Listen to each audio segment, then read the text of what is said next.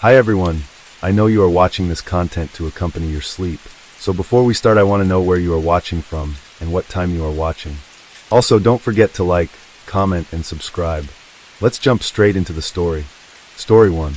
In 2014, one of the most shocking and tragic crimes to occur in Asia was the murder of a young woman in the bustling metropolis of Seoul, South Korea. The perpetrator, identified as Lee Jae-hyun, was a 29-year-old man with a seemingly ordinary life. He had grown up in a middle-class neighborhood and was known to be quiet, reserved, and somewhat introverted. Lee worked as a software engineer for a small company, where he kept mostly to himself. His colleagues described him as intelligent but distant, never really forming close relationships with anyone at the office.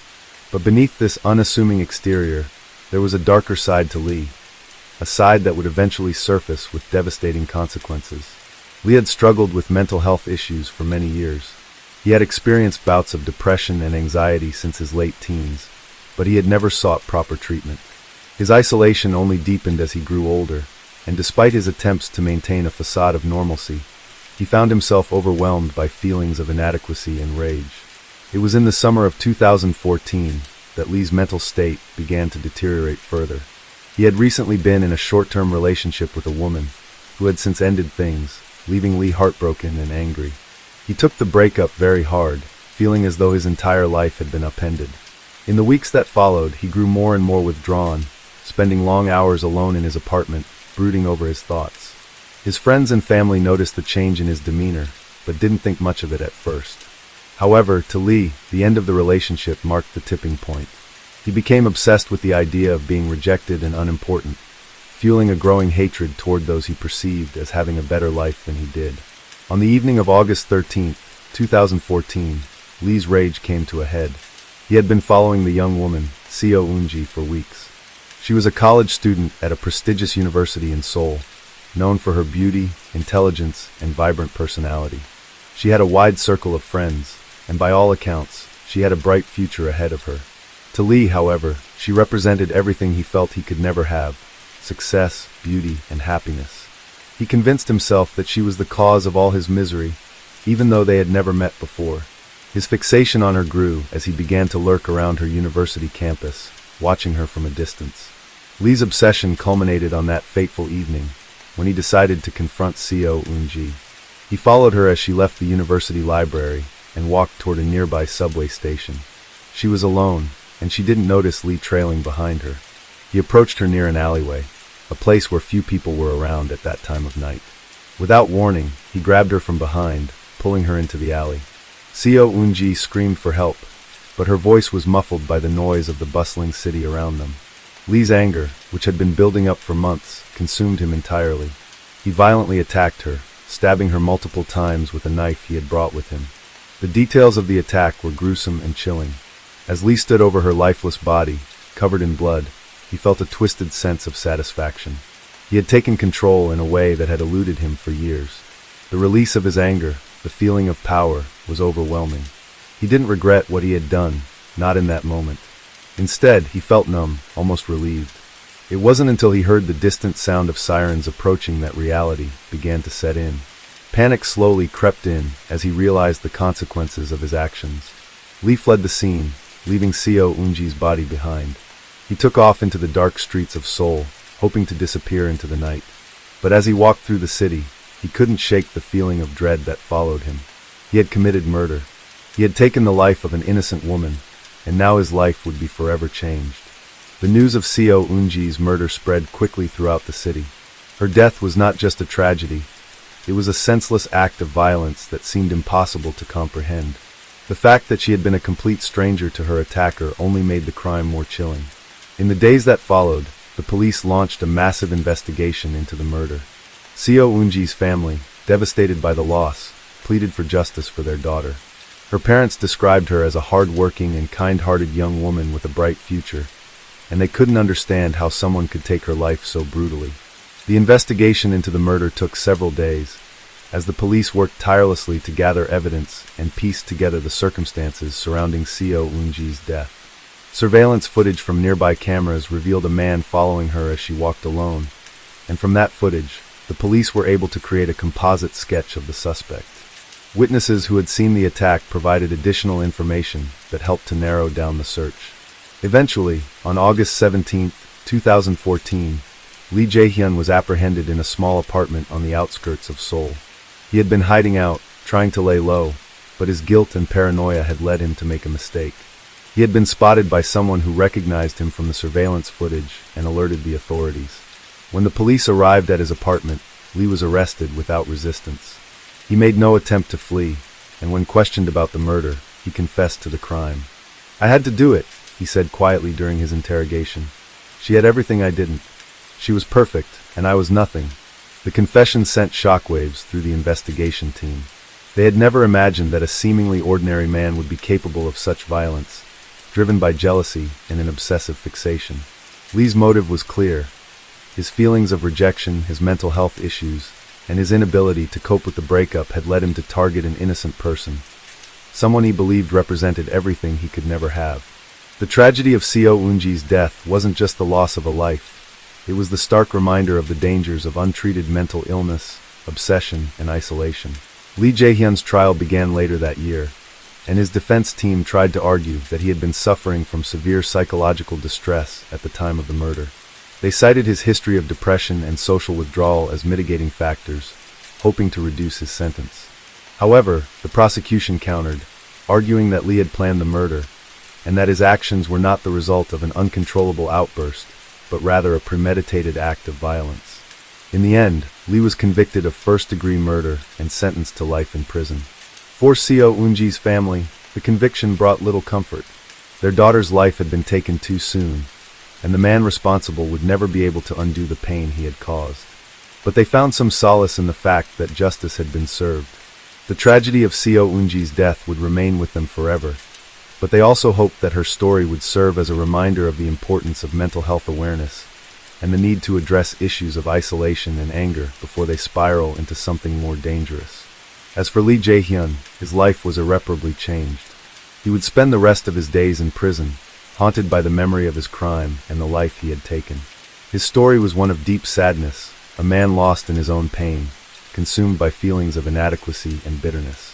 He had taken the life of someone who had done nothing wrong, someone who had simply been in the wrong place at the wrong time. And in the end, there were no winners. Only the grief of a family torn apart and a community forever scarred by the violence of one man's obsession. In the days following Lee Jae-hyun's arrest, the city of Seoul was in a state of shock. The murder of Seo Eun-ji had left a deep scar on the community. For the people who knew her, her friends, classmates, and even strangers who had heard of her tragic end, there was a lingering sense of unease. The fact that the killer was someone entirely unknown to the victim made the crime all the more disturbing. In the wake of her death, there were calls for increased vigilance, more support for mental health services, and a deeper examination of the role that isolation, loneliness, and untreated psychological issues played in driving people to such extremes. Seo Eun-ji had been a student at one of Seoul's most prestigious universities, majoring in economics. A bright, young woman with an infectious smile and an endless optimism about the future, she had been loved by everyone who knew her. Friends spoke of her dedication to her studies, her compassionate nature, and her ability to always make others laugh. She had recently been offered an internship with a top firm, and her future seemed to be filled with endless opportunities. Her parents, who had always supported her dreams, had seen in her the embodiment of hard work and promise. They were proud of the woman she had become, and they never imagined that their daughter's life would be stolen in such a violent and senseless manner. But as the investigation unfolded and the full scope of Lee Jae-hyun's obsession with Seo Eun-ji came to light, many began to question how someone like him could have fallen through the cracks of society. Lee's mental health history was eventually revealed to the public. He had been battling depression since his late teens, yet had never sought the help he so desperately needed. In interviews, people close to him spoke of his tendency to withdraw from social circles and his difficulty in forming meaningful relationships. He had never been violent, but he had often expressed a deep sense of bitterness and resentment, particularly when it came to his inability to connect with others. Despite the growing awareness of Lee's mental health struggles, there was little sympathy for him in the court of public opinion. The fact that he had targeted an innocent woman, a complete stranger, seemed to weigh heavily on the minds of the people of Seoul. Many people, including mental health professionals, were quick to point out that his depression and social isolation did not justify his actions. Mental illness, while a serious issue, was not an excuse for the cold-blooded murder of another human being. And while there was a sense of understanding about the pressures Lee had faced in his life, there was no mistaking the fact that his obsessive behavior had crossed a line from mere frustration to horrific violence.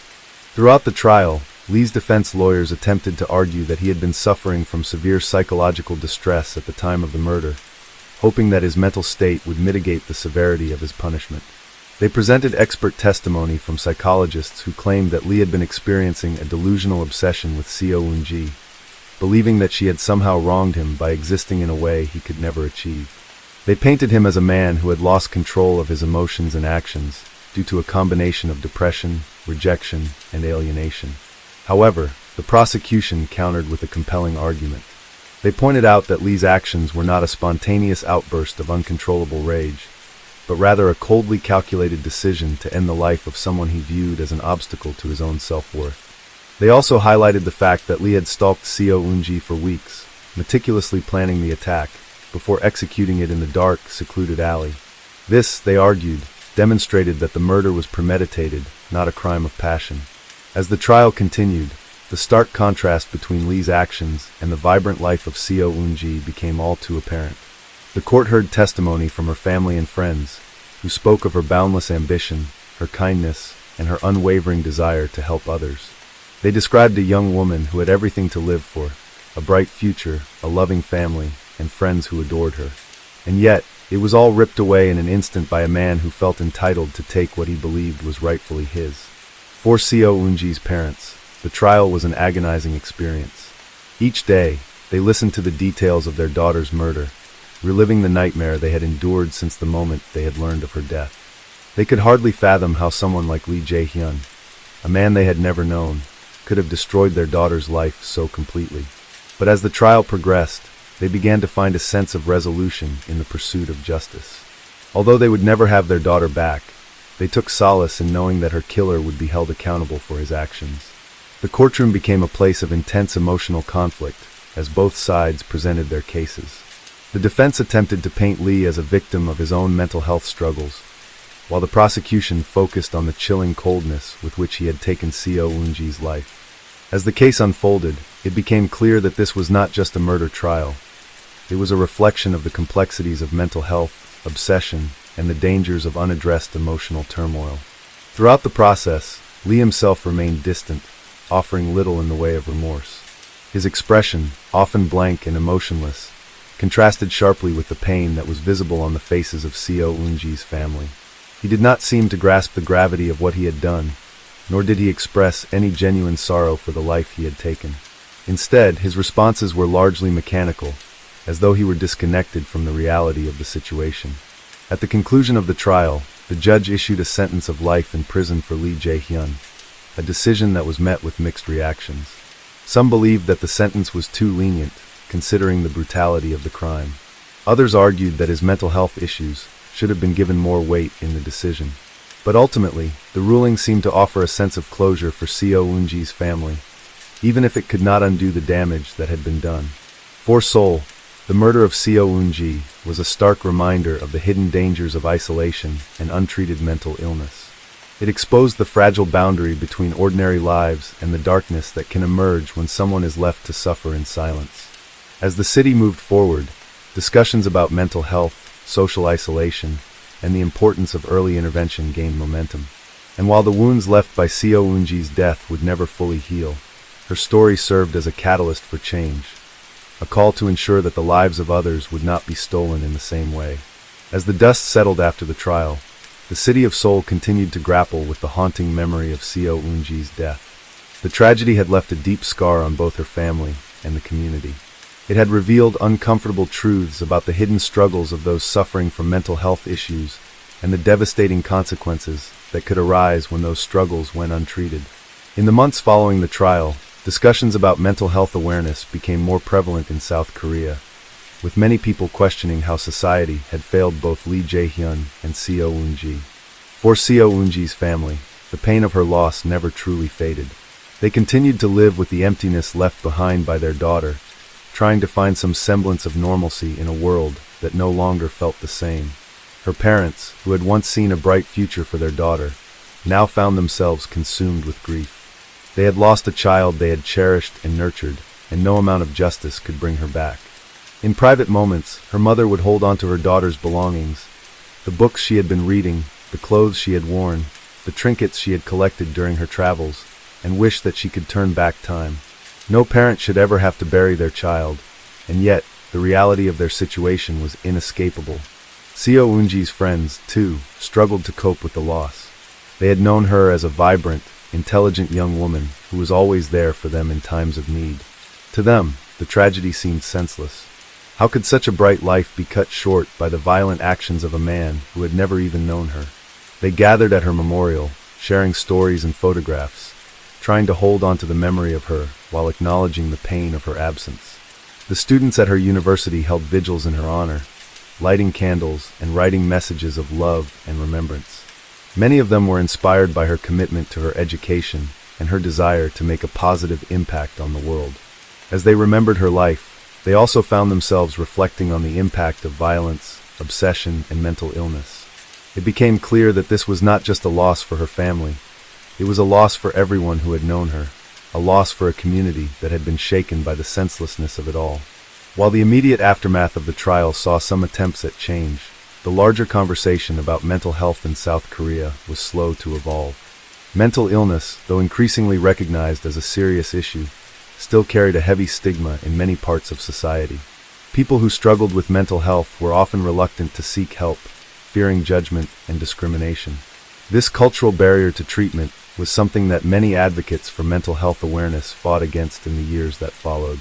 The tragedy of Seo Eun-ji's murder highlighted the need for a more open dialogue about mental health, as well as a deeper understanding of the risks associated with untreated conditions. But despite these calls for change, the stigma persisted, and many people continued to suffer in silence. As for Lee Jae-hyun, his life behind bars was marked by the isolation he had once chosen, but now could not escape. Though he had confessed to his crime, his actions were far from fully understood. Was he simply a product of his own mental health struggles, a man overwhelmed by emotions he could not process? Or was he a cold-blooded killer who had premeditated the murder of an innocent person? The lines between the two remained blurred, and the complexities of his case continued to challenge mental health professionals, lawyers, and the general public alike. In prison, Lee was provided with psychiatric care, though his progress was slow. He often remained withdrawn, showing little remorse for his actions. His isolation mirrored the feelings of detachment he had experienced before the crime, as though he had once again retreated into a shell of his own making. Some questioned whether Lee would ever fully come to terms with what he had done. Could a man who had taken another's life ever truly understand the gravity of his actions? Or was he doomed to remain a prisoner of his own mind, trapped by delusions and resentment? Others believed that he might never be able to escape the guilt that would inevitably haunt him. Either way, it seemed that Lee's future was one of quiet reflection, far removed from the life he had once envisioned for himself. In the end, Lee's case became a tragic symbol of the dangers of unchecked mental health issues, as well as a stark reminder of the devastation that could unfold when someone's deep-seated pain manifested in violent ways. But it was also a call for society to reevaluate its approach to mental health, particularly in a country like South Korea, where traditional values and cultural norms often discouraged open discussions about emotional well-being. Seo Eun-ji's death was a tragic reminder that mental illness, whether recognized or ignored, could lead to catastrophic outcomes. Her life was a testament to the potential for greatness in everyone, and the violence that took her life was a reminder that even the most promising futures could be extinguished in an instant by the hand of someone struggling with demons they could not control.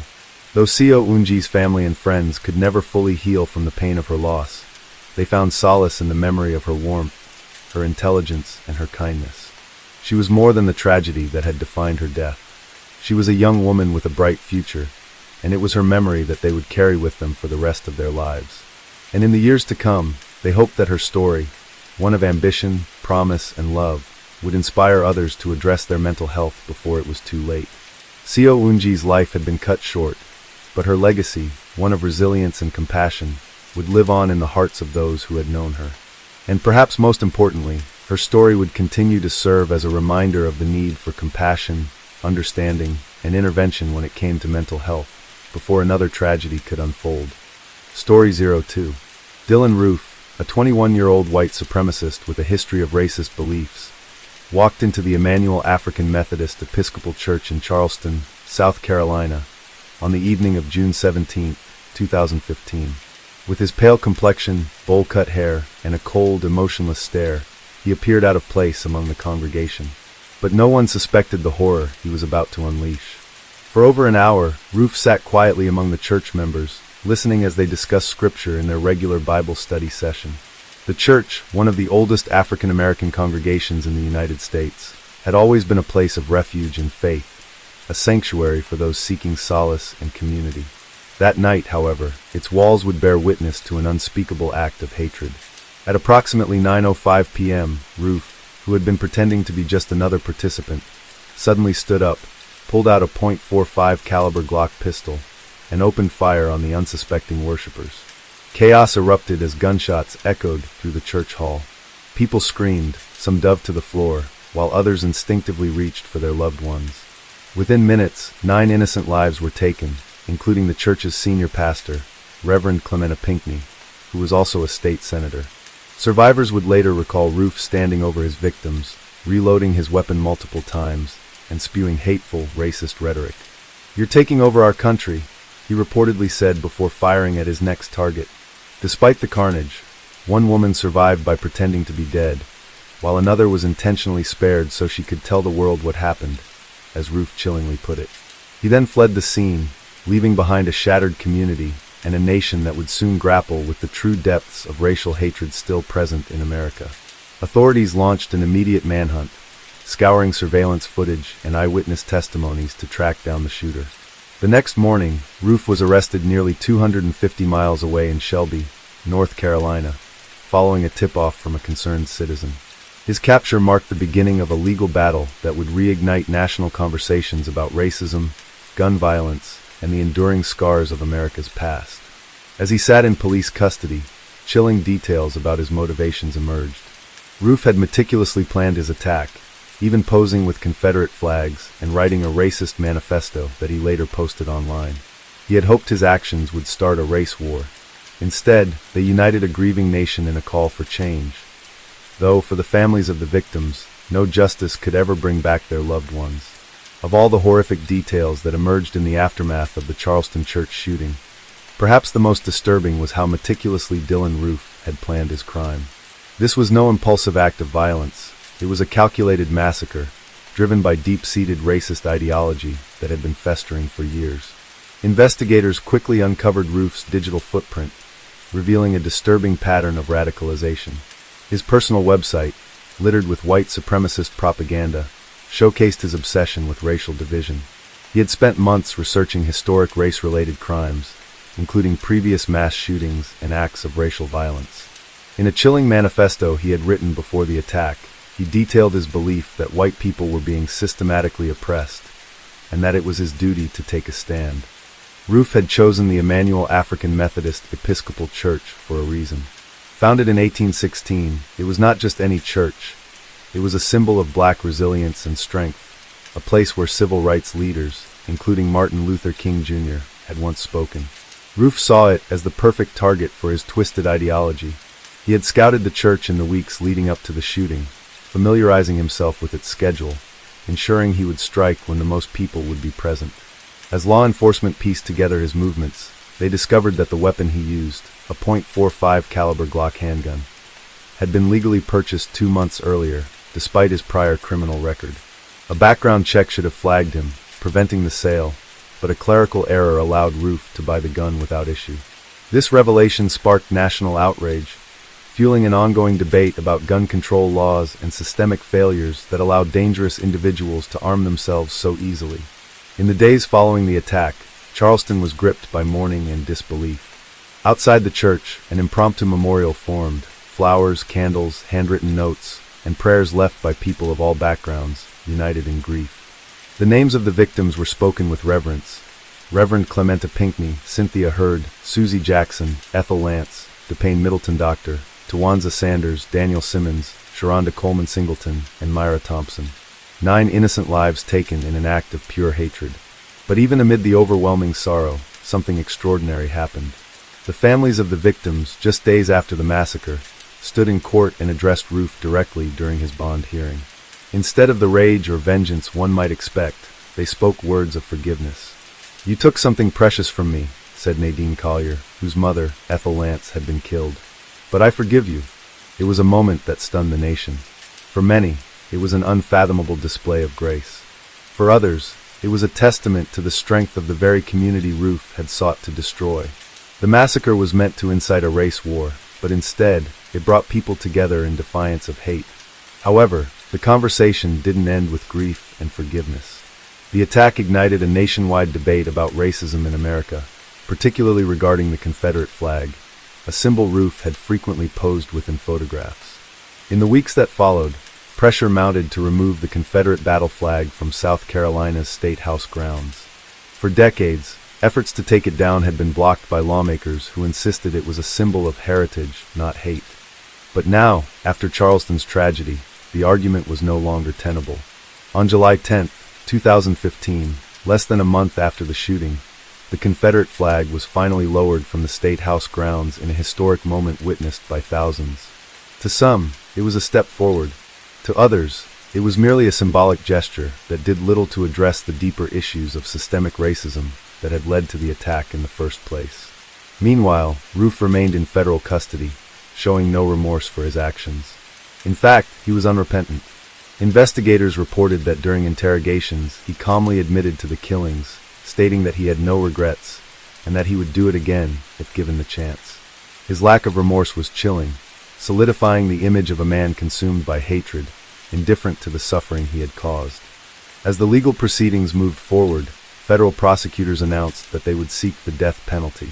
It was an unusual move, as federal death sentences were rarely pursued, but in this case, officials argued that Roof's crimes were so heinous that the harshest punishment was warranted. Roof's defense team, in contrast, attempted to negotiate a plea deal that would spare him from execution in exchange for life in prison. However, Roof, in an act of arrogance or delusion, refused to cooperate, insisting on representing himself in court. This decision set the stage for a trial that would not only determine Roof's fate, but also force the nation to confront its deep-rooted racial wounds. The coming months would reveal even more about Roof's twisted ideology, the failures that had allowed him to carry out his crime, and the ongoing struggle between justice and forgiveness in the wake of tragedy.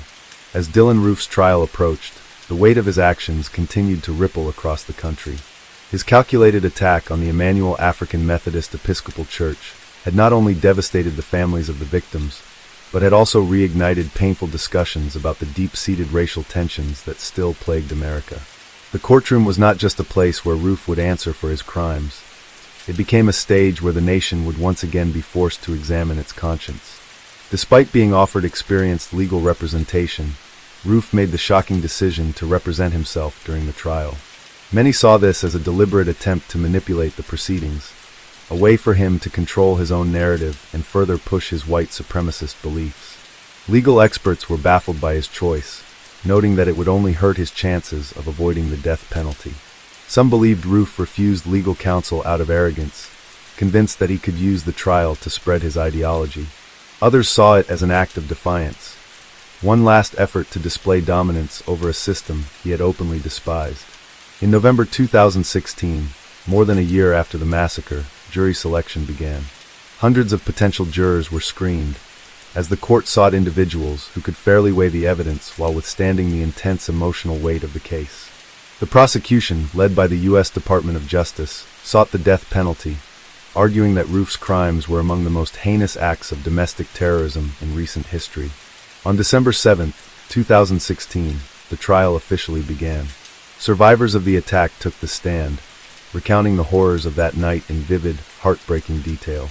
They spoke of the moment Roof pulled out his gun, of the deafening sound of gunfire, of the desperate cries for help. One survivor, Felicia Sanders, described how she had hidden under a table with her 11-year-old granddaughter, whispering for her to stay silent as Roof executed the others in the room. He was cold, calculated. He wanted to make sure there were no survivors, she testified. Despite the overwhelming evidence against him, Roof remained emotionless throughout the proceedings. He refused to cross-examine witnesses. He presented no defense. In a bizarre, unsettling statement, he told the jury, "I still feel like I had to do it." His lack of remorse only reinforced the prosecution's argument that he was a danger to society and deserved the harshest punishment possible. The prosecution introduced Roof's own writings as evidence, including his chilling manifesto, where he detailed his belief that black people were inferior and that violence was the only way to preserve white dominance. They showed the court pictures of Roof posing with the Confederate flag, his expression one of pride and defiance. They presented records of his internet searches, proving that he had meticulously planned the attack for months. In less than 2 hours, the jury reached a verdict: guilty on all 33 federal charges, including hate crimes and obstruction of religious freedom. The next phase of the trial would determine whether he would receive the death penalty or life in prison without parole. During the sentencing phase, families of the victims once again took the stand. They spoke not of vengeance, but of loss, of the birthdays, holidays, and ordinary moments they would never share with their loved ones again. They spoke of the pain Roof had inflicted, not just on them, but on an entire community. But despite their grief, many of the victims' families still chose to offer forgiveness. This confounded many observers. How could they forgive the man who had slaughtered their mothers, fathers, siblings, and children in cold blood? Yet, to those who knew the church and its teachings, it was a reflection of faith, of a belief in justice beyond earthly courts. The defense attempted to argue that Roof was mentally ill, that his radicalization had been fueled by isolation and online extremism. But the jury was unmoved. Roof himself rejected any claim of mental illness, stating plainly, "There's nothing wrong with me psychologically." On January 10, 2017, Dylan Roof was sentenced to death. He became the first person in U.S. history to receive the federal death penalty for a hate crime. Yet even as the sentence was read aloud, Roof remained emotionless, showing no reaction to the fate he had been given. His conviction was seen as justice, but it did not erase the pain of what had been lost. The Charleston community continued to mourn, holding vigils and services in honor of the victims. Emmanuel AME Church, though scarred by the tragedy, remained standing, its doors open, its congregation determined to persevere in the face of hate. In the years that followed, the case continued to serve as a stark reminder of the dangers of unchecked extremism. Roof's attack led to a broader national reckoning, pushing conversations about gun control, white supremacist radicalization, and the enduring impact of racism in America. Though the Confederate flag was removed from the South Carolina State House, many argued that symbols alone were not enough, that real change required confronting the deeper societal issues that had allowed Roof's hatred to fester. Today, Roof remains on federal death row at the United States Penitentiary in Terre Haute, Indiana. He has exhausted multiple appeals, and barring any last-minute legal maneuvers, he will eventually face execution. Yet, for many, the true measure of justice is not found in his sentence, but in the resilience of the Charleston community, their ability to stand together, to rebuild, and to prove that love and unity are stronger than hate. Even in the face of unimaginable loss, the message that emerged from Charleston was clear. Hatred may take lives, but it will never break the human spirit. Story 3. On the evening of November 13, 2015, Paris was alive with its usual vibrancy. Cafés brimmed with patrons, music filled the air, and the Stade de France buzzed with the excitement of a friendly soccer match between France and Germany. Unbeknownst to the thousands enjoying their Friday night, a meticulously coordinated series of terrorist attacks was about to unfold, plunging the city into chaos and leaving an indelible scar on the nation's psyche. At approximately 9:20 p.m., the first signs of terror emerged. A suicide bomber detonated his explosive vest near Gate D of the Stade de France in Saint-Denis, a northern suburb of Paris. The blast reverberated through the stadium, causing momentary confusion among the spectators. Security personnel, initially uncertain of the explosion's origin, began to mobilize, but the match continued, with many attendees unaware of the gravity of the situation unfolding outside. Just minutes later, at 9:25 p.m., gunfire erupted in the heart of Paris. Armed assailants opened fire on the crowded terraces of Le Carillon, a popular café in the 10th arrondissement, before crossing the street to target Le Petit Cambodge, a Cambodian restaurant. The attackers fired indiscriminately, leaving a scene of devastation in their wake. As emergency services rushed to the area, reports of additional shootings and explosions began to surface, indicating a citywide assault. By 9:30 p.m., a second suicide bomber detonated near the Stade de France, intensifying the panic both inside and outside the venue. President François Hollande, who was attending the match, was swiftly evacuated as security forces grappled with the escalating crisis. The decision was made to allow the game to continue to prevent mass hysteria, but the atmosphere was thick with tension as news of the attacks began to spread among the crowd. Meanwhile, the attackers' rampage through Paris persisted. At 9:32 p.m., gunmen targeted Café Bon Bière and La Casa Nostra Pizzeria in the 11th arrondissement, again firing upon unsuspecting diners and passers-by. The assailants then moved to La Belle Équipe, a café on Rue de Charonne, where they unleashed a hail of bullets, resulting in numerous casualties. Each attack was executed with chilling precision, the assailants arriving in black vehicles, armed with assault rifles, and showing no mercy to their victims. The most harrowing of the night's events commenced at 9:40 p.m. at the Bataclan Theater, where the American rock band Eagles of Death Metal was performing to a sold-out audience of approximately 1,500 people. 3 attackers stormed the venue, opening fire and taking hostages. Concertgoers initially mistook the gunfire for pyrotechnics, but the horrifying reality quickly became apparent as bodies fell and chaos ensued. The assailants, armed with AK-47 rifles and explosive belts, corralled survivors towards the stage, creating a human shield and positioning themselves for a prolonged standoff with law enforcement. As the siege at the Bataclan continued, a third explosion occurred near the Stade de France at 9:53 p.m., marking the final blast in the series of attacks. The coordinated nature of the assaults became evident, with multiple teams of terrorists striking simultaneously at different locations, maximizing fear and confusion. Emergency services were stretched thin, hospitals activated mass casualty protocols, and the streets of Paris were filled with the sounds of sirens and the sight of flashing lights. Inside the Bataclan, hostages endured a nightmarish ordeal. The attackers shouted extremist slogans, condemned France's military actions in Syria and Iraq, and methodically executed captives. Some concertgoers managed to escape through emergency exits or by feigning death among the fallen. Survivors later recounted the assailants' calm demeanor and the calculated nature of their brutality. The police, upon arriving at the scene, faced a delicate situation, needing to neutralize the terrorists while minimizing harm to the hostages. At 12:20 a.m., after hours of terror, French security forces launched an assault on the Bataclan.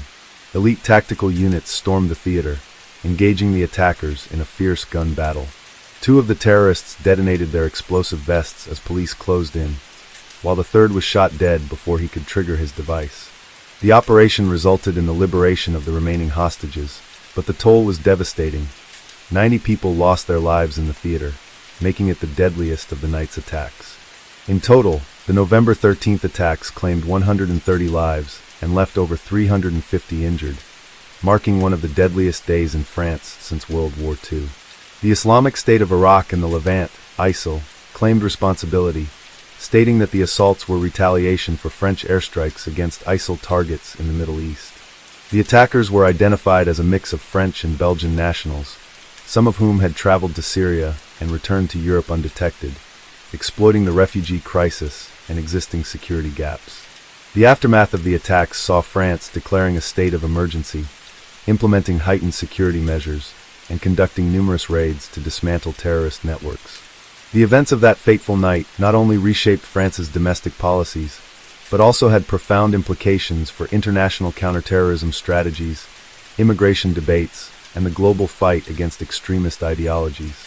As Paris mourned, the world stood in solidarity, with landmarks across the globe illuminated in the colors of the French flag.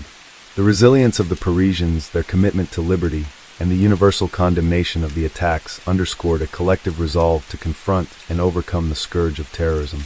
In the aftermath of the November 13, 2015 Paris attacks, France found itself in a state of mourning, shock, and deep introspection. The sheer scale of the violence, the deliberate targeting of civilians, and the ruthless coordination of the attacks made it clear that this was not an isolated incident. It was a calculated act of terror designed to inflict maximum psychological damage. As dawn broke over Paris on November 14th, the streets bore the scars of the previous night's horror. Bloodstains marked the pavement outside cafes and restaurants. Bullet holes riddled walls and shattered glass lay scattered across sidewalks. The Bataclan, once a place of music and celebration, had become a symbol of tragedy. Survivors recounted their experiences to the media, their voices trembling as they described the sheer terror of being trapped inside a concert hall where death surrounded them. Some spoke of playing dead to avoid the gunman's attention, while others recalled the selfless acts of strangers who had shielded one another from bullets. The scale of the attacks prompted an immediate response from the French government. President François Hollande, in an emergency address to the nation, declared a state of emergency, the first time such a measure had been taken on this scale in decades.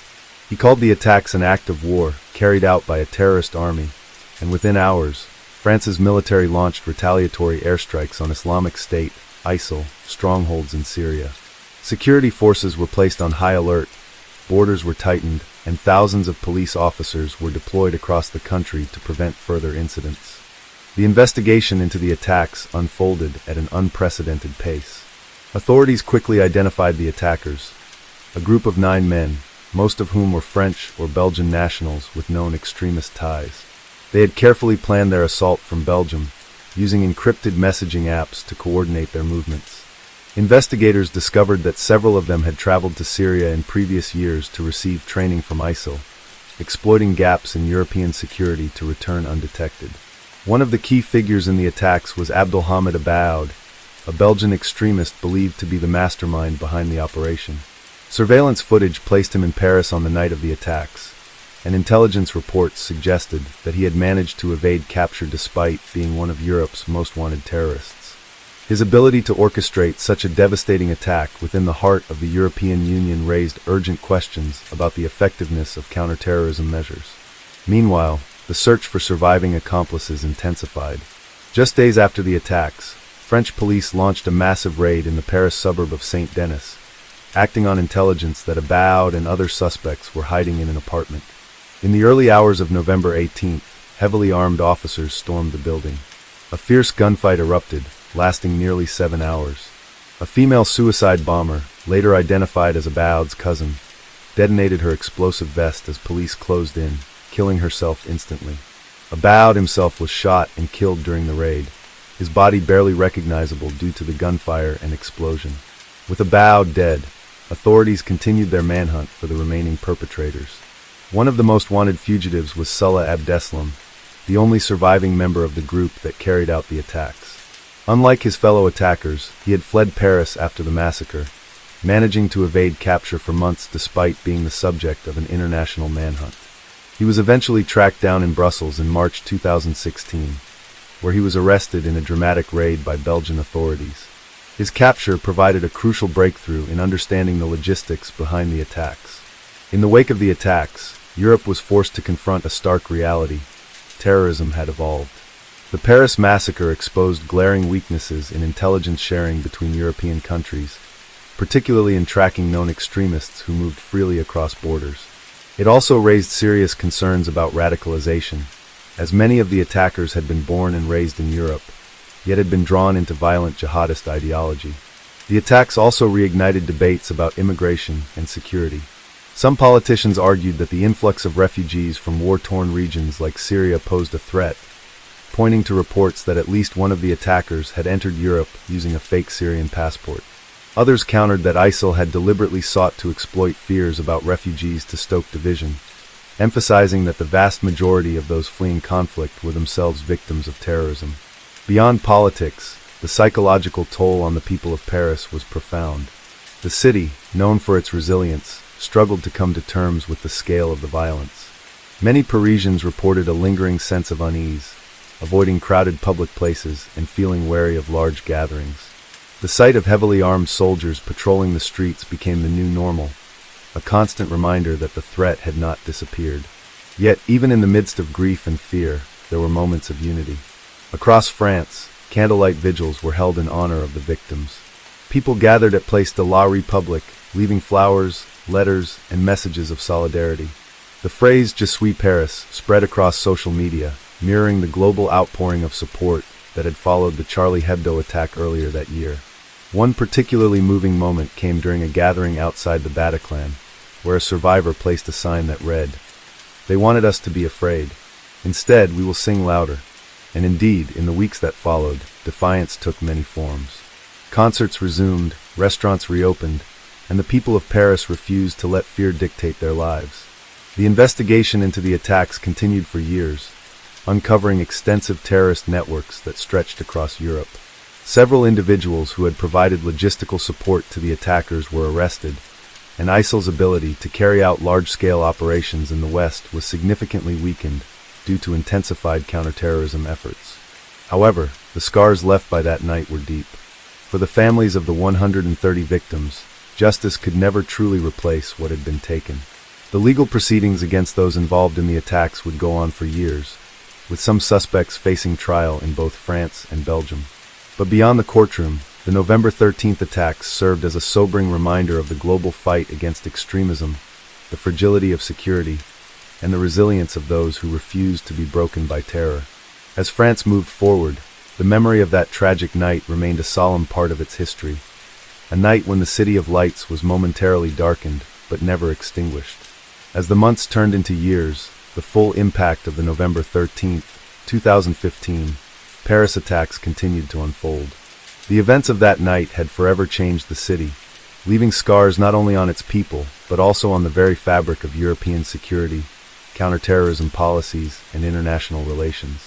In the immediate aftermath, French authorities intensified their efforts to dismantle terrorist networks operating within the country and across Europe. The government expanded its intelligence capabilities, increased funding for counterterrorism operations, and passed controversial security laws that granted law enforcement broader surveillance powers. The state of emergency initially declared by President François Hollande was extended multiple times, lasting until 2017.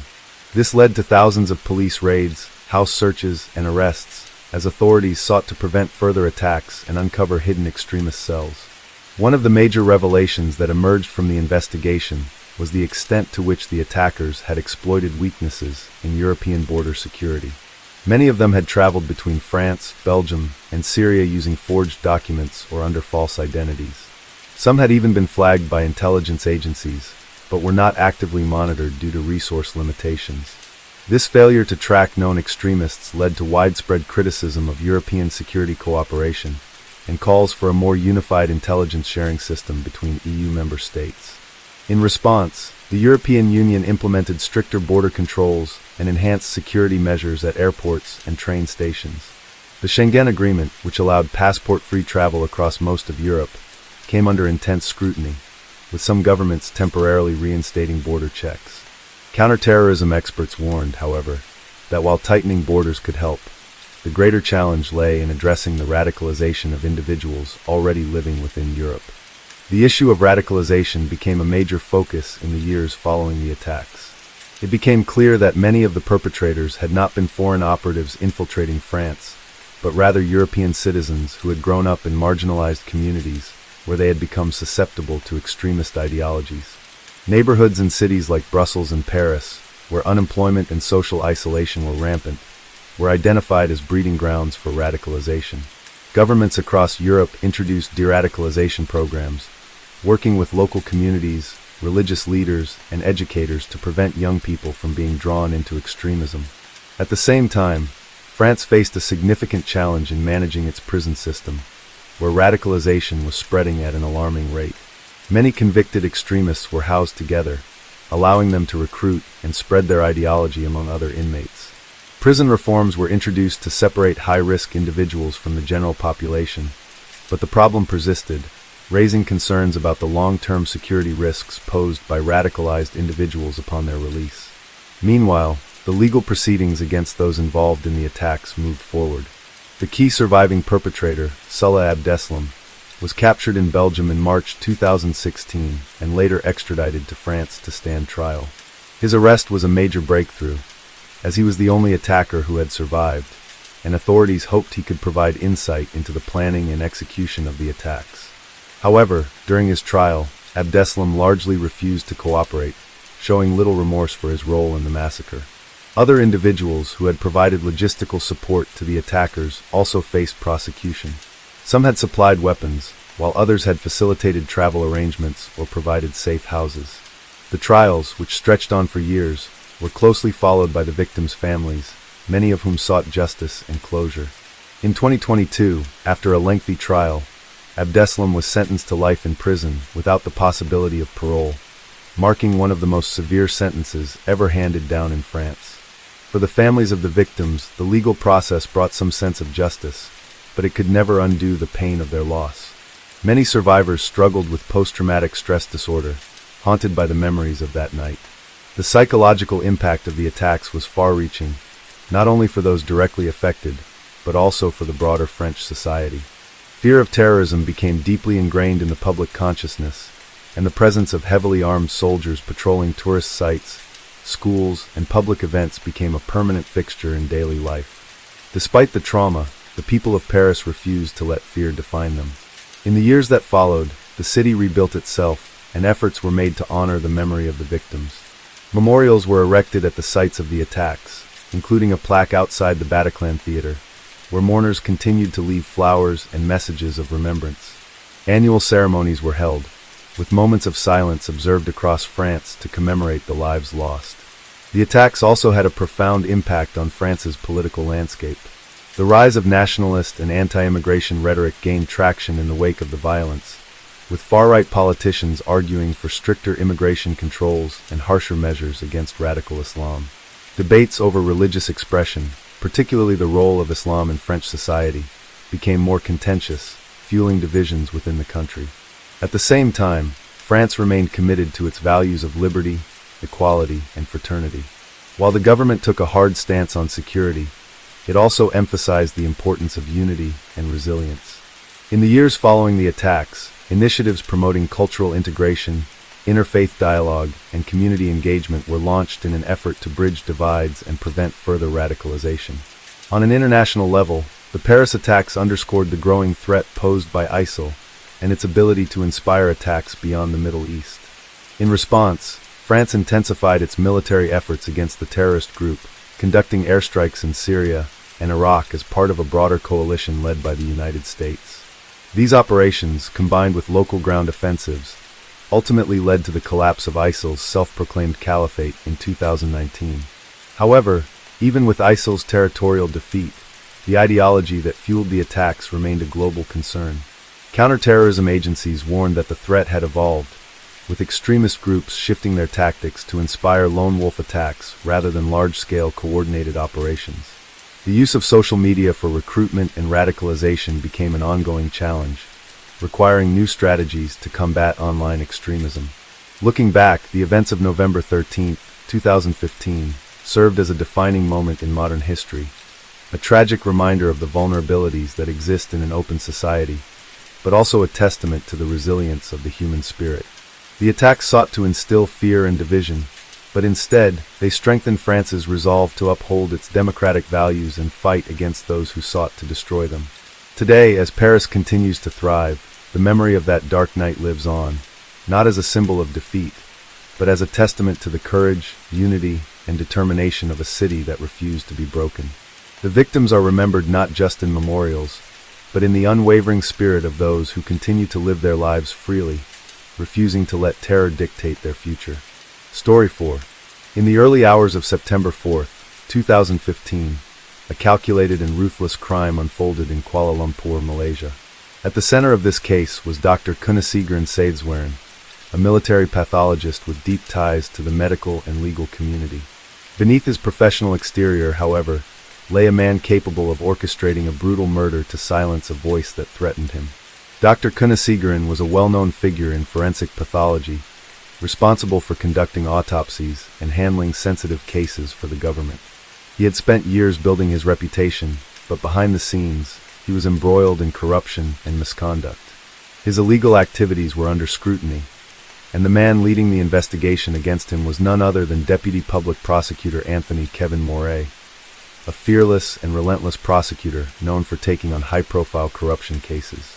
Kevin Moray had spent decades in the Malaysian legal system, earning a reputation as an incorruptible force against crime and corruption. He had worked closely with the Malaysian Anti-Corruption Commission (MAC), pursuing cases that exposed deep-seated corruption among politicians, law enforcement, and professionals who abused their power. His latest case, involving Dr. Kunasegran, threatened to expose malpractice and corruption within the medical and judicial systems. The tension between them had been building for months. Dr. Kunasegran knew that if Moray proceeded with his prosecution, he would lose everything: his career, his wealth, and his freedom. Desperate to avoid conviction, he made a chilling decision. Kevin Moray had to be eliminated. On the morning of September 4th, 2015, Moray left his home in his government-issued Proton Perdana. As he drove towards his office in Putrajaya, a convoy of vehicles trailed him, their occupants following precise instructions. These men, hired by Dr. Kunasegran, had been tasked with carrying out the murder and ensuring that Moray disappeared without a trace. The ambush was swift and brutal. As Moray approached a quieter stretch of road, a vehicle rammed into his car, forcing him to stop. Within seconds, the assassins descended upon him, dragging him out of his vehicle. The struggle was brief. Moray, though a man of strong will, was outnumbered and overpowered. They forced him into another car, restraining him as they sped away from the scene. For days, Moray's sudden disappearance baffled investigators. His family, friends, and colleagues feared the worst. The Malaysian authorities launched a full-scale investigation, retracing his movements and examining surveillance footage. It quickly became apparent that his disappearance was not random. It was a targeted attack. The search intensified as authorities uncovered evidence linking Dr. Kunasegran to a group of criminals involved in carrying out the abduction. One by one, the hired killers were tracked down and arrested. Under pressure, they began to confess, revealing the horrifying details of what had happened to Moray after he was taken. According to their accounts, Moray had been taken to a secluded location where he was brutally murdered. His body was placed in a drum, which was then filled with cement in an attempt to permanently erase any evidence of the crime. The drum was later dumped into a swamp, a chilling effort to ensure that no one would ever find him. As investigators pieced together the truth, the weight of the crime became evident. This was not a random act of violence, but a meticulously planned execution carried out to silence a man who had dedicated his life to justice. The involvement of Dr. Kunasegran, a respected medical professional, added another layer of shock to the case. He had used his knowledge and connections to orchestrate a murder, believing that he could eliminate a threat and escape accountability. But the truth could not be buried. As authorities closed in, Dr. Kunasegran was arrested and charged with the murder of Kevin Moray. His downfall marked the beginning of a lengthy legal battle that would expose corruption and the lengths to which powerful individuals would go to protect themselves. The nation watched as the case unfolded, horrified by the sheer brutality of the crime. Kevin Moray, a man who had fought tirelessly for justice, had been betrayed and murdered in cold blood. Yet, in the end, his work would not be in vain. His death became a symbol of the ongoing fight against corruption in Malaysia, a reminder that even in the face of darkness, the pursuit of justice must never waver. The case of Kevin Moray's murder sent shockwaves through Malaysia. His sudden disappearance had initially left his colleagues, friends, and family in a state of anguish and confusion. But as the investigation gained momentum, the horrifying truth began to unravel, piece by piece, leading to a crime so cold and calculated that it exposed the darkest depths of corruption within the system. After the hired killers began confessing, authorities faced the daunting task of recovering Moray's remains. One of the arrested suspects led investigators to a remote swamp area in Subang Jaya, a district just outside Kuala Lumpur. There, partially submerged in muddy waters, they discovered a steel drum filled with hardened cement. Investigators, forensic teams, and emergency responders worked tirelessly to extract the drum, carefully chipping away at the concrete to reveal the remains inside. The condition of the body, encased in cement for days, made identification challenging. However, forensic specialists managed to retrieve DNA samples, and after extensive analysis, they confirmed what the entire nation had feared. This was indeed Kevin Moray. The discovery sent a wave of grief across the country. His murder was not just a tragedy for his family, but for Malaysia as a whole, as it underscored the grave dangers faced by those who dared to stand against corruption. With Moray's remains found, the focus shifted toward prosecuting those responsible. The hired assassins, one after another, provided detailed confessions, revealing how they had been contacted and paid to carry out the brutal act. Investigators learned that the plot had been in motion for weeks, carefully orchestrated by Dr. Kunasigaran Saideswaran.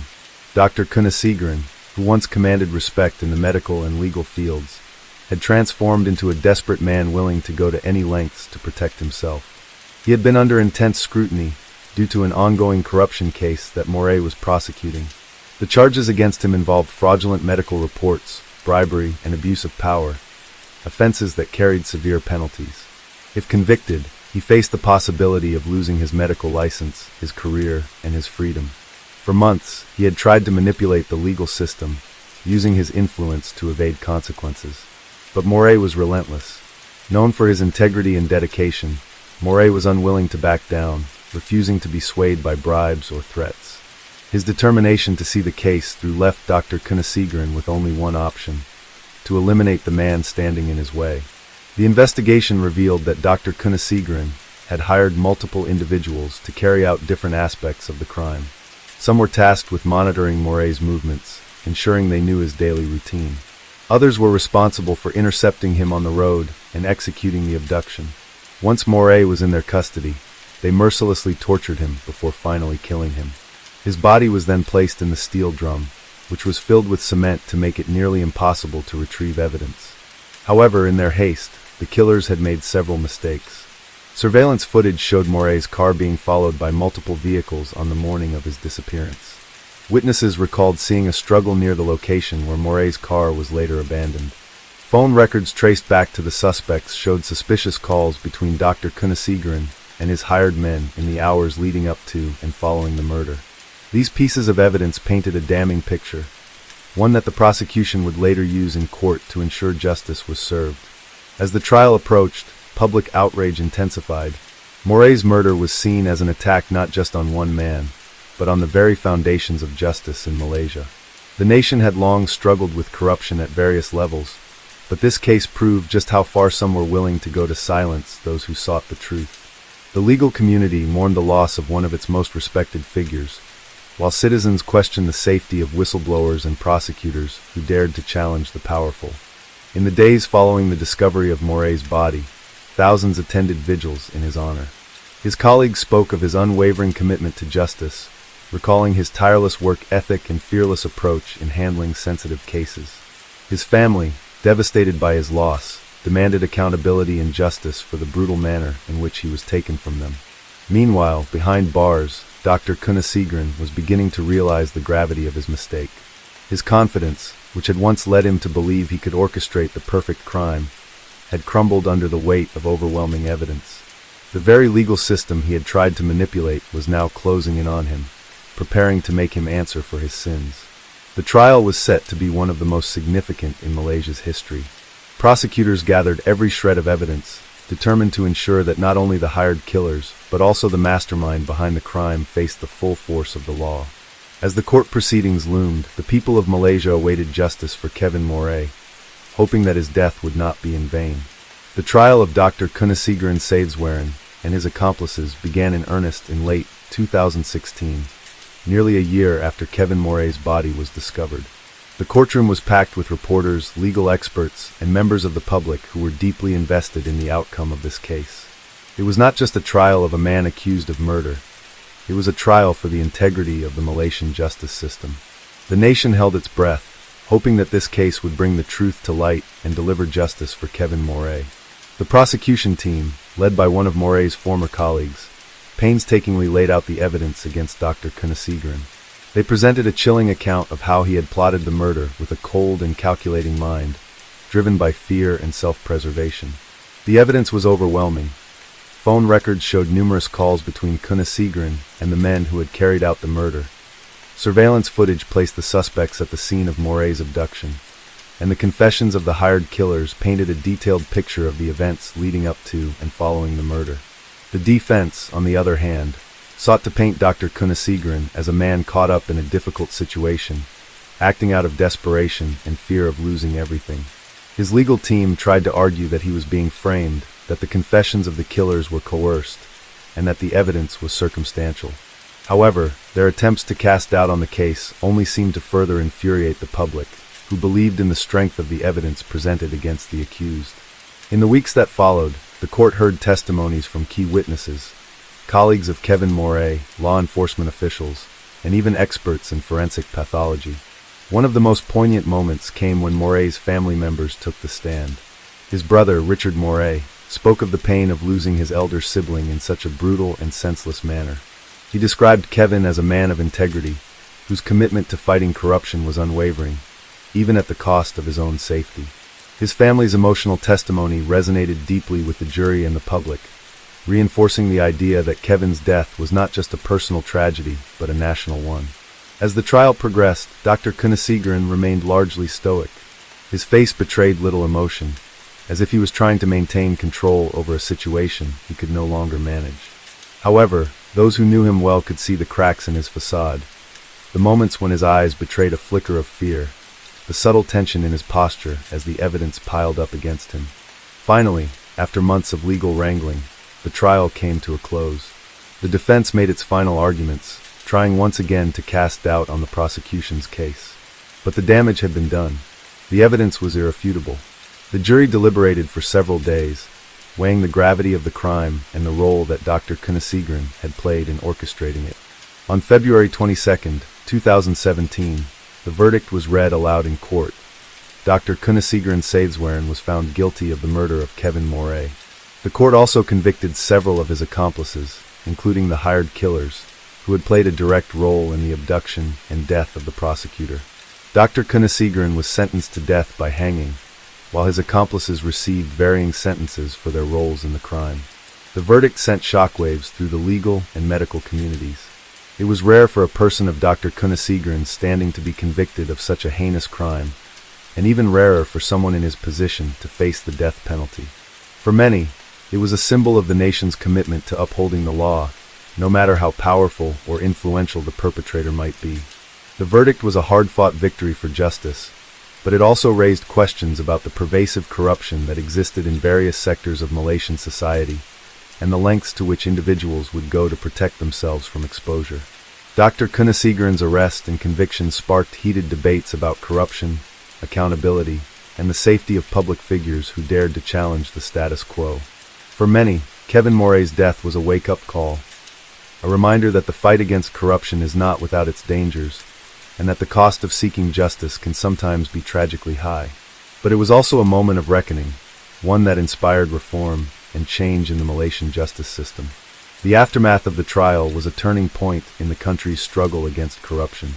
While the conviction of Dr. Kunasigaran brought some measure of closure to Kevin Moret's family and the public, it also marked the beginning of a broader conversation about the need for greater transparency, stronger protections for whistleblowers, and more effective systems for combating corruption at all levels of government and society.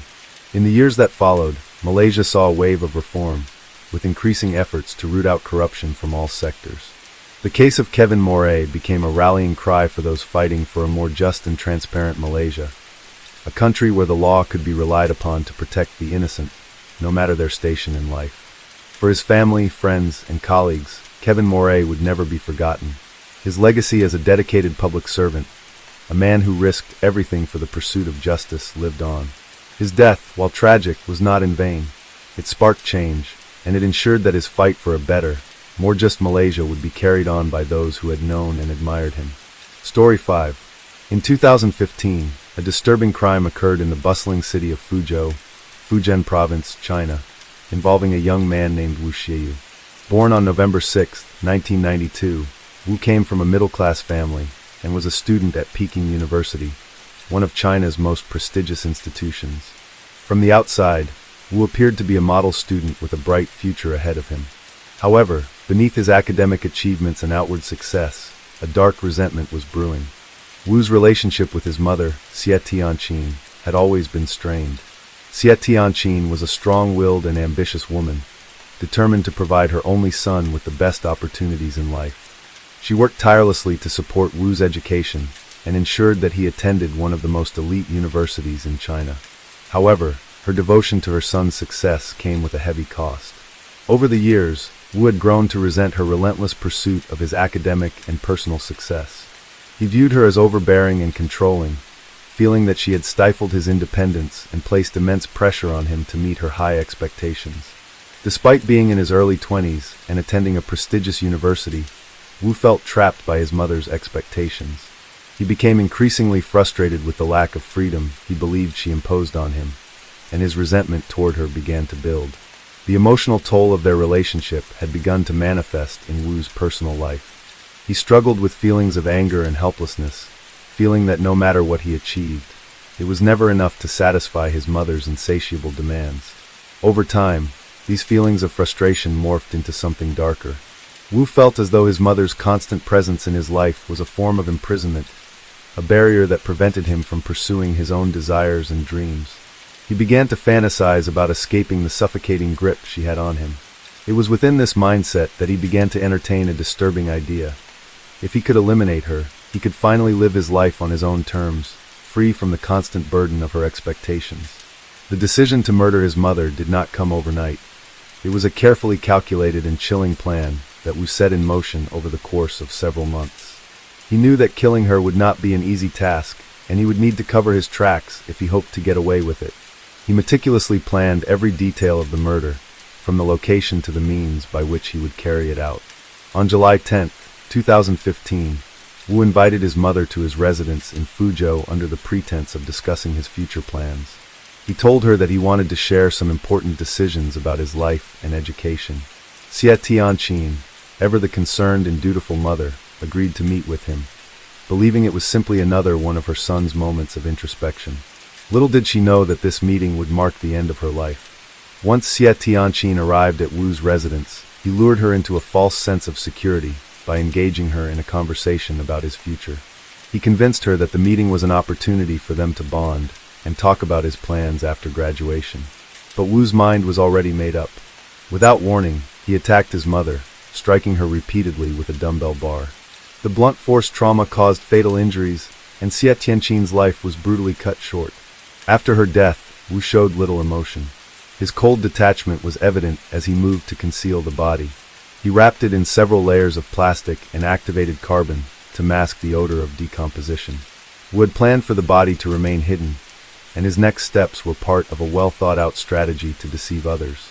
He left the body in his dormitory, attempting to make it appear as if his mother had simply disappeared without a trace. As part of his elaborate plan, Wu crafted a story to explain his mother's sudden absence.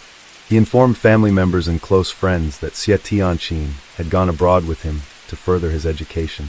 Wu claimed that his mother was staying in another country while he focused on his studies, a story that he would later use to defraud them out of large sums of money. The lie was convincing enough to keep his relatives at bay and prevent suspicion from arising. For several months, Wu continued to deceive everyone around him, including his extended family. He fabricated emails and phone calls, pretending to be his mother and assuring her relatives that she was safe and well. Meanwhile, he used the money he had taken from his mother's accounts to support his lavish lifestyle, buying high-end items and living without the constant oversight he had once endured. But the lies began to unravel. Xie Tianqin's relatives grew concerned when they hadn't heard from her in months. They began to suspect that something was amiss, and the police were soon involved. Investigations were launched into her disappearance, and eventually, the trail led to Wu Xiaoyu. His lies could no longer mask the truth. The cold-blooded murder of Xie Tianqin would soon be uncovered, and Wu's carefully constructed facade would come crashing down.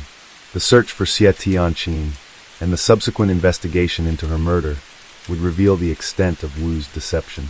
What had initially appeared to be a simple disappearance would soon evolve into one of the most shocking and chilling cases in recent memory. The public's reaction to the crime was one of disbelief and horror, as a promising young student was exposed as a cold-hearted killer, willing to go to unimaginable lengths to escape the grip of his overbearing mother. The truth about Wu Xiaoyu's dark and twisted motivations would come to light in the years that followed. But the crime he committed in 2015 would forever be etched in the memories of those who followed the case, a stark reminder of the dangers of unchecked resentment and the lengths to which a person can go when consumed by anger and fear.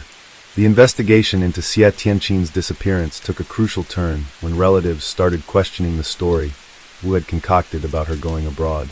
Despite his attempts to maintain the lie, the absence of concrete evidence and the inconsistency in his explanations led them to grow increasingly suspicious. Wu had kept up the ruse by sending emails and making phone calls that were clearly not from his mother. In the days following her death, He had even used his mother's social media accounts to post fabricated updates, keeping her friends and family at bay. Xie Tianqin's extended family, feeling unsettled by the lack of contact and the strange behavior of Wu, decided to act. They contacted the police in February 2016 after repeated attempts to reach her failed. The authorities quickly took the matter seriously and began investigating the case as a possible missing person scenario.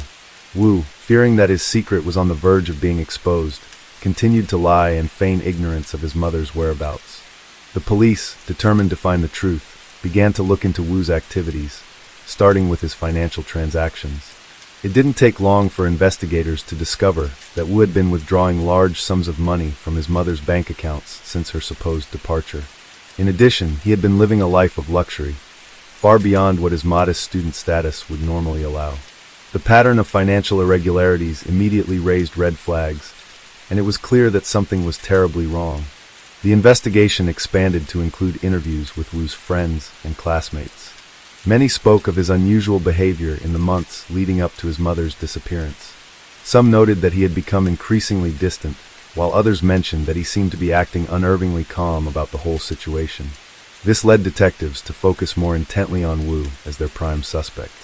With the mounting evidence against him, the police finally decided to search Wu's residence. What they found inside would send shockwaves through the entire investigation. Beneath layers of carefully constructed lies, they uncovered the horrifying truth. Inside his dormitory, the authorities discovered the decomposed remains of Xie Tianqin, wrapped in multiple layers of plastic and other materials designed to conceal the smell of death. It was a chilling sight, one that would forever change the course of the investigation and shock the entire nation. The forensic examination of the remains confirmed the cause of death, blunt force trauma consistent with the use of a heavy object, such as a dumbbell. The evidence was clear. Wu had brutally murdered his mother in a fit of rage, and then meticulously tried to cover it up, all while continuing to deceive everyone around him. His actions were cold and calculated, demonstrating a level of emotional detachment that made it even more difficult for those who knew him to believe. Wu's arrest came soon after the discovery of the body. He was taken into custody on April 20, 2019, when authorities managed to track him down to Chongqing Jiangbei International Airport. He had been attempting to flee the country, hoping to escape justice by traveling to a foreign destination. But his plan was thwarted. After his arrest, Wu was interrogated for hours, and eventually, he confessed to the murder, admitting that he had killed his mother out of frustration and resentment. The details Wu provided during his confession were chilling. He described how, after killing his mother with the dumbbell, he had taken careful measures to hide her body and deceive his family. He also confessed to forging documents, including email accounts and phone numbers, in order to maintain the illusion that his mother was still alive. He revealed that he had gone so far as to use her identity to withdraw money from her bank accounts and defraud her relatives of substantial amounts of money. The scale of his deceit was staggering, and it left many wondering how someone so seemingly intelligent and educated could carry out such a heinous crime without any regard for the consequences. Wu's motives for the murder, as he explained during his confession, were rooted in a long-standing resentment towards his mother. He felt that her constant pressure and high expectations had suffocated him, leaving him feeling trapped and unable to live life on his own terms. In his mind, killing her was the only way to break free from the suffocating grip she had on him. He believed that her death would allow him to take control of his own life, free from the constant judgment and demands of a mother who had pushed him too hard. In the months following his arrest, the case captured the attention of the media and the public. The fact that such a brutal crime had been committed by a highly educated young man, one who had attended a top university in China, left many questioning how someone so outwardly successful could commit such a horrific act. The case also sparked discussions about the pressures placed on children by their parents and the potential psychological consequences of these pressures. Experts in psychology and family dynamics weighed in on the case, pointing out the dangers of overbearing parenting and the toll it can take on a child's mental health. The trial, which began in 2020, was closely followed by the media. Wu Xieyu's defense team argued that he was mentally unstable at the time of the murder, attempting to present him as a person who had been driven to his breaking point by years of emotional turmoil. However, the prosecution painted a very different picture of Wu, a young man who, despite his outward appearance of being a model student, had harbored deep resentment and anger towards his mother. They argued that his actions were premeditated and cold-blooded, demonstrating a complete disregard for human life. The court proceedings were a tense and emotional experience for both the families involved and the public. Many were appalled by the depth of Wu's deception, and the case became a symbol of the dangers of unchecked familial tensions. Ultimately, Wu Xiyu was found guilty of murder and fraud. The court sentenced him to death for the brutal killing of his mother, and he was also ordered to serve 18 years in prison for the extensive fraud he had committed in the aftermath of her death. The decision was met with a mixture of relief and outrage. For some, the death sentence was a just punishment for the crime, while others believed that a life sentence would have been more appropriate, given Wu's young age and the potential for rehabilitation. Despite the divided opinions, the case was a turning point in the conversation about the pressures placed on children by their parents and the importance of fostering healthy family relationships. Wu's actions served as a stark reminder of the devastating consequences that can arise when unresolved emotional issues are left unchecked. As the case came to a close, Wu's story continued to haunt the public. His name became synonymous with the darkest side of familial relationships, and his crime remained a chilling example of how anger, resentment, and frustration can spiral out of control. The murder of Xie Tianqin not only destroyed a family, but also left an indelible mark on the society at large, prompting reflection on the complexities of family dynamics and the potential dangers of excessive expectations. As Wu Xiyu's trial came to an end, the public continued to grapple with the shocking nature of the crime. The story of a highly intelligent, educated young man committing such a brutal act against his own mother stunned many. The emotional and psychological toll of the case was immense for those who had known Wu and Xie Tianqin. People who had once viewed Wu as a promising student were left in disbelief, struggling to understand how someone with such potential could turn so cold and violent. The contrast between Wu's academic success and the horror of his crime was striking, leaving many to question the pressures placed on young individuals by their families and society. The trial itself had been intense, with both the prosecution and defense presenting compelling arguments. The prosecution argued that Wu's actions were premeditated, pointing to the careful planning and calculated deceit he had employed to cover up the murder. They emphasized that Wu's lack of remorse and his efforts to manipulate those around him showed a complete disregard for human life. In their eyes, this was not a crime of passion or a moment of temporary madness. It was the cold, deliberate murder of a mother at the hands of her own son. On the other hand, the defense tried to portray Wu as a young man who had been pushed to the brink by years of emotional turmoil and psychological distress.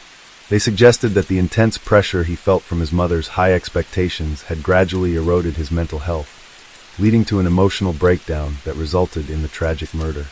While the defense team acknowledged the gravity of the crime, they asked for leniency, urging the court to consider Wu's youth and potential for rehabilitation.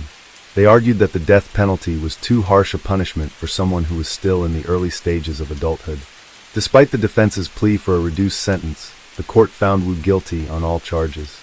He was sentenced to death for the murder of his mother, and received an additional 18 years in prison for the fraud charges related to his deception and financial manipulation in the months following her death. The court's decision sent a strong message that no matter how high one's intellectual capabilities or academic achievements, no one is exempt from the consequences of their actions.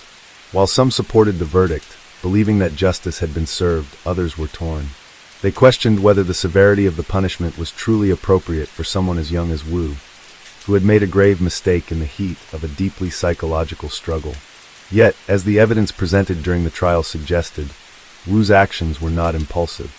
They were carefully planned, executed with chilling precision, and followed by a complex web of lies and deceit. His crime was not simply the result of a moment of emotional breakdown, but rather the outcome of a prolonged period of resentment and frustration. For Wu Xiyu, the weight of his crime would continue to haunt him for the rest of his life. After his conviction, he was transferred to a prison in Fujian province while awaiting the final decision on his appeal. The appeal process dragged on for several years, with Wu seeking to reduce his sentence or even have the death penalty overturned. He claimed that he was a victim of his own psychological state, and that he had not fully understood the consequences of his actions at the time of the murder. Despite his defense team's best efforts, the appeals court rejected his request for a reduced sentence. In May 2023, the Fujian Provincial High People's Court upheld the original death sentence, rejecting all of Wu's arguments and affirming that his actions were premeditated and carried out with full awareness of their consequences. The court's decision was final, and Wu was left with no legal recourse. His fate had been sealed, and his execution was set to take place in the near future. As the months passed, Wu's story became a subject of widespread discussion in China. The case was widely covered in the media, sparking debates about the pressures faced by students in the country's highly competitive educational system. Many experts weighed in on the psychological toll that these pressures can have on young people, particularly when coupled with the expectations of demanding parents. Wu's case was seen as a tragic example of the potential dangers that can arise from an overbearing and perfectionistic parenting style. Family dynamics and the impact of parental expectations became key topics in public discourse, with many calling for a shift in how children are raised and how parents approach their relationship with their children. Some argued that the intense academic competition in China, along with the pressure to succeed at all costs, was creating a generation of young people who felt immense emotional strain. In Wu's case, it was clear that his mother's relentless expectations had contributed to his psychological breakdown, leading him down a dark path of resentment and ultimately violence. The impact of Wu Xiu's crime was felt not only by his family, but also by the wider community. Xie Tianqin's relatives, who had placed their trust in Wu's fabricated story, were left devastated by the truth. They had been led to believe that she was alive and well, only to learn that she had been murdered by her own son. The grief and pain they felt were compounded by the realization that their trust in Wu had been completely betrayed. Xie Tianqin's murder also left a lasting impact on the public's perception of Wu. Once viewed as a promising student with a bright future, he became a symbol of the dangers of unchecked resentment and the potential consequences of emotional isolation. The fact that someone who appeared to have everything, intelligence, opportunity, and a good education, could commit such a horrific crime served as a wake-up call for many. It reminded society that even those who seem outwardly successful can be struggling with deep emotional turmoil, and that it is crucial to address mental health issues and family dynamics before they escalate into tragedy. Wu's story also highlighted the complexities of the Chinese legal system and the debate over the death penalty. While some advocated for his execution, others questioned whether the death sentence was the most effective way to deal with a young man who had committed such a crime in the context of emotional distress. The case prompted renewed discussions about the fairness and morality of capital punishment, particularly in cases involving individuals who were still young and had the potential for rehabilitation. In the end, Wu Xiu's execution by lethal injection on January 31st, 2024, closed a chapter on one of the most shocking and heartbreaking cases in recent memory. Despite his attempts to appeal, the court's decision remained final, and he paid the ultimate price for his actions. As the case faded from the headlines, it left behind an indelible legacy of cautionary lessons about the dangers of emotional neglect, the impact of parental pressure, and the importance of open communication within families. The murder of Xie Tianqin remained a tragic reminder of how unresolved psychological distress can spiral out of control, with devastating consequences for everyone involved. Story 6. In 2015, a chilling and tragic crime unfolded in the serene suburban neighborhood of Melbourne, Australia. The crime would later become one of the most talked about and heart-wrenching stories of the year. The perpetrator, who had once been an upstanding member of the community, was about to change everything when he unleashed a horrifying act of violence that would shake the entire city to its core. The man responsible for this heinous act was 38-year-old Christopher Michael Edwards. Born and raised in Melbourne, Edwards had always been described by those who knew him as a quiet, somewhat reclusive individual. He had worked as a truck driver for several years, living a relatively simple and uneventful life. To the outside world, Edwards seemed like a man who kept to himself and avoided drawing attention. He had a few close friends, and his personal life was largely a mystery to many, but there was nothing that suggested he was capable of such a violent act. However, behind the closed doors of his home, Edwards was struggling with a deeply troubled mind. His marriage to his wife, 33-year-old Tara, had been fraught with tension for years. While they had initially met through mutual friends and seemed to have a good connection, their relationship quickly soured. Tara, a mother of 2 young children, found herself overwhelmed by the pressures of daily life. Christopher, on the other hand, had become increasingly difficult to live with, his emotional and mental state deteriorating over time. The couple's marriage had been filled with arguments and financial strain, and their relationship was on the brink of collapse. Tara had confided in friends and family that she felt trapped in a marriage where she no longer felt safe or loved. She had tried to reach out for help, but Christopher's controlling behavior made it difficult for her to break free. Despite her best efforts to leave him, Tara found herself constantly drawn back into the toxic dynamic of their relationship.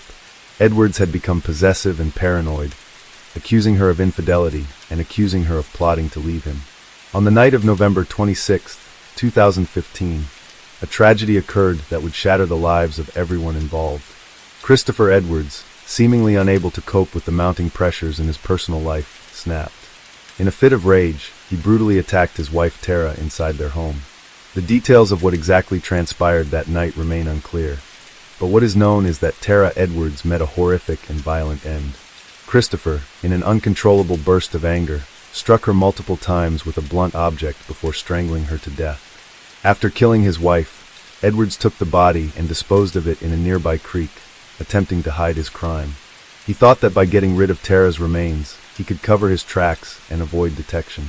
But in his panic and desperation to evade capture, Edwards made several mistakes. He called a few friends to tell them about an argument he had with his wife earlier in the evening, and one of these friends later became suspicious when they hadn't heard from Tara for days. Edwards continued to try to cover his tracks, feigning concern for his missing wife and pretending to be a distraught husband. He went about his daily life as if nothing had happened, trying to maintain the illusion of normalcy. He spoke to neighbors, even went to work, all while concealing the gruesome reality of what he had done.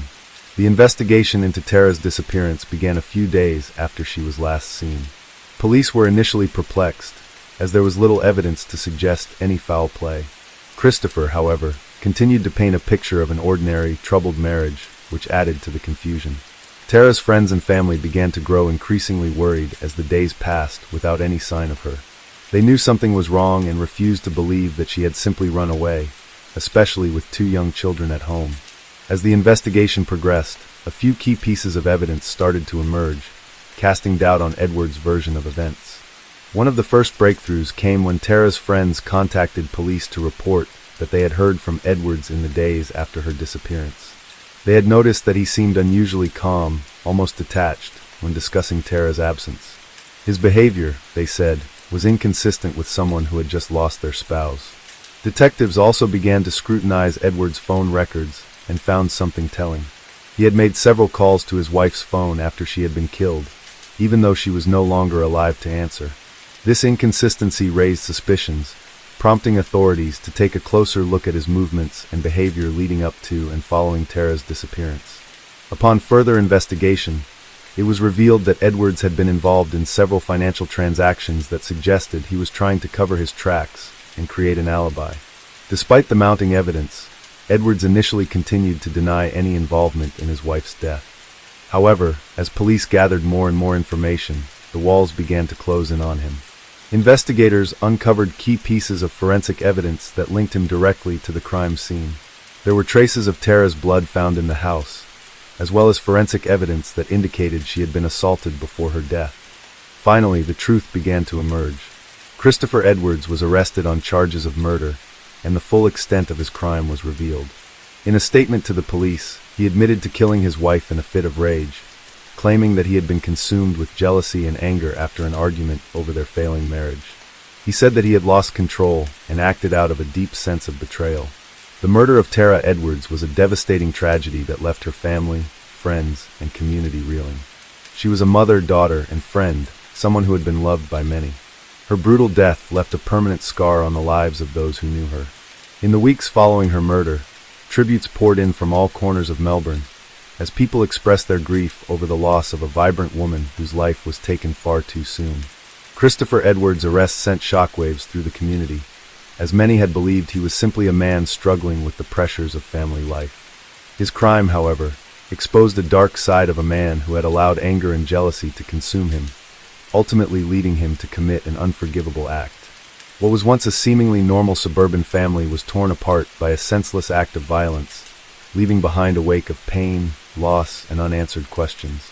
The case garnered widespread media attention, sparking conversations about domestic violence, mental health, and the often hidden struggles that occur behind closed doors. Christopher Edwards' actions became a grim reminder of the devastating consequences that can result from unchecked anger and emotional abuse. The crime highlighted the importance of understanding the signs of domestic violence and supporting individuals who may be struggling within toxic relationships. As the trial began, the court would soon learn that Christopher Edwards had been hiding behind the facade of a loving husband and father for years. The emotional damage caused by his actions would have lasting effects on his children, his family, and the entire community. The story of Tara Edwards and the tragic end to her life would resonate with many, as it raised questions about the hidden dangers lurking in seemingly ordinary relationships and the devastating consequences of domestic violence. The investigation into Tara Edwards' disappearance continued to unfold with chilling clarity as detectives began to piece together more details of the crime. Christopher Edwards' behavior after Tara's murder raised significant suspicions. His calm demeanor in the days following her disappearance, as well as his odd detachment when discussing his wife's absence, was starkly inconsistent with someone who had just lost their spouse. Police quickly became suspicious of Edwards' actions and began to dig deeper into his life. One of the first significant leads came from interviews with the Edwards' close friends and family. Several people noted how Edwards had acted strangely in the days following Tara's disappearance. He had been unusually composed, almost eerily indifferent, when asked about his wife. He had told a neighbor that Tara had simply left him, though this explanation didn't sit well with those who knew her.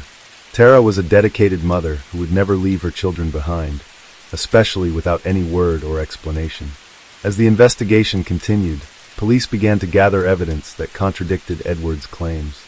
Through forensic analysis, investigators were able to trace traces of Tara's blood throughout their house. Bloodstains were found on the floor, leading investigators to believe that she had been violently attacked in the home before her death. The presence of blood and other physical evidence indicated that she had not simply disappeared, as Edwards had suggested, but had been the victim of a brutal crime. This was a major breakthrough in the case, but there was still no clear motive, yet. As police examined Edwards' phone records, a critical discovery was made. It was revealed that after his wife's death, Edwards had made several phone calls to Tara's number. The calls were all made at odd hours, and police quickly realized that Edwards was attempting to maintain the illusion that Tara was still alive and that they were trying to reach her. The calls were a clear sign that Edwards was trying to cover his tracks, making the lie that she had left him seem more plausible to the outside world. When police began to delve deeper into his financial activities, more signs of foul play emerged. Edwards had been trying to cover his tracks financially, making a series of transactions that were both strange and concerning. He had withdrawn large sums of money and had used Tara's bank cards in ways that suggested he was trying to hide evidence and create an alibi. These financial actions were further proof that Edwards was far from the distraught husband he claimed to be. Through these investigations, it became increasingly clear that Christopher Edwards had been lying. There was no evidence to suggest that Tara had simply left him, as he had so often claimed. Instead, the truth began to surface. Edwards had murdered his wife in a fit of rage and had disposed of her body in an attempt to hide the evidence. His attempts to maintain normalcy in the days following her death had only served to raise more suspicions, and detectives were now focused on gathering the evidence needed to bring him to justice. Finally, the breakthrough came when investigators received a tip from one of Edwards' friends. This individual came forward with crucial information. They had recalled that Christopher had been unusually calm and composed when discussing his wife's disappearance. In one conversation, Edwards had even gone so far as to say that Tara had simply left him. This statement contradicted everything they knew about Tara's character and set off alarm bells for investigators. The tip led police to revisit the scene where Tara's body was found, a creek located just outside Melbourne.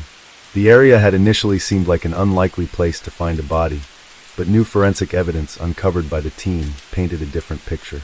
They found traces of Tara's blood and clothing, which matched her own. The remains, though decomposed, were confirmed to be hers. Tara had been dumped there by Christopher Edwards in a desperate attempt to dispose of the body and erase any trace of his crime. It was a cold, calculated move to hide the evidence and avoid detection. With the discovery of Tara's body, the case moved into the final stages of investigation. Edwards was brought in for questioning, where he initially denied any involvement in his wife's death. He stuck to his story, insisting that she had left him, though his inconsistencies were becoming harder to ignore. Eventually, after hours of intense questioning, Christopher Edwards finally broke down and confessed to the crime.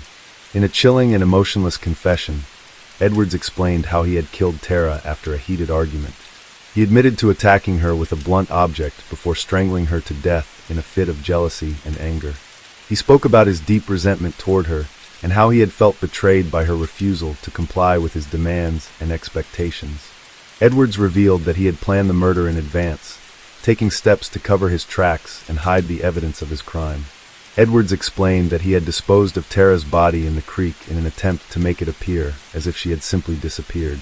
He had hoped that by hiding the body and pretending to be a grieving husband, he could avoid suspicion and buy himself time.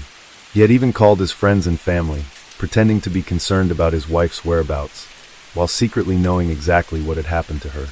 The confession shocked those who had known Edwards, as they could not reconcile the man they had known with the brutal murderer he had become. It was difficult for anyone to understand how someone who had appeared so normal and quiet could be capable of such a horrific crime. The more investigators learned about Edwards' troubled relationship with his wife, the clearer it became that his anger and controlling behavior had been the driving forces behind the murder. The details of the crime were heart-wrenching.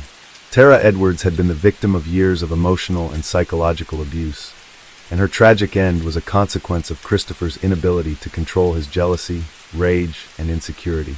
He had failed to seek help for his issues and had allowed his emotions to control him, ultimately leading to the brutal murder of his wife. Tara, on the other hand, had been a mother and a friend, someone who had struggled to break free from the suffocating grip of her abusive relationship. As the investigation drew to a close and Edwards was arrested and charged with his wife's murder, the community was left in shock. The crime had come out of nowhere, with no warning signs to alert those around Tara to the danger she was in. Edwards' ability to hide his true nature and maintain a facade of normalcy for so long left many wondering how such a tragedy could have been prevented. For Tara's family, the loss was incomprehensible. She had been a loving daughter, a devoted mother, and a caring friend. Her brutal death left an indelible mark on everyone who knew her, and her memory would live on in the hearts of those she left behind. For her children, the loss of their mother would be something they would struggle with for the rest of their lives. The case highlighted the dangers of emotional abuse, control, and unchecked anger. It also raised awareness about the prevalence of domestic violence and the often hidden dangers in relationships that appear normal on the surface. Christopher Edwards' actions had forever altered the lives of those involved, and his conviction would serve as a reminder of the tragic consequences of unchecked rage and emotional abuse. Edwards' trial would soon follow, and as the legal process unfolded, it became clear that this was a case that would not be easily forgotten. Christopher Edwards' trial began with a sense of anticipation and unease, as the community and the public waited for the full details of the crime to be laid out in court. The atmosphere inside the courtroom was tense as Tara's family, friends, and members of the community gathered to witness the proceedings. Edwards, once a man they had known as a quiet and seemingly ordinary person, now stood accused of taking the life of his wife in a brutal and calculated manner. The prosecution presented a compelling case, detailing the sequence of events that led to Tara's death. They highlighted the chilling facts uncovered during the investigation: how Edwards had carefully plotted the murder, how he had concealed his actions, and how he had attempted to manipulate those around him with false stories and fake concern. The evidence was damning. The bloodstains found throughout the house, the phone calls made to his wife's number after her death, and the financial transactions that suggested Edwards was trying to cover his tracks. All of these details painted a clear picture of a man who had committed an unforgivable act of violence. The defense, on the other hand, argued that Edwards had been a man under extreme emotional distress. They suggested that his mental state at the time of the murder had been severely impacted by years of marital strain and psychological turmoil.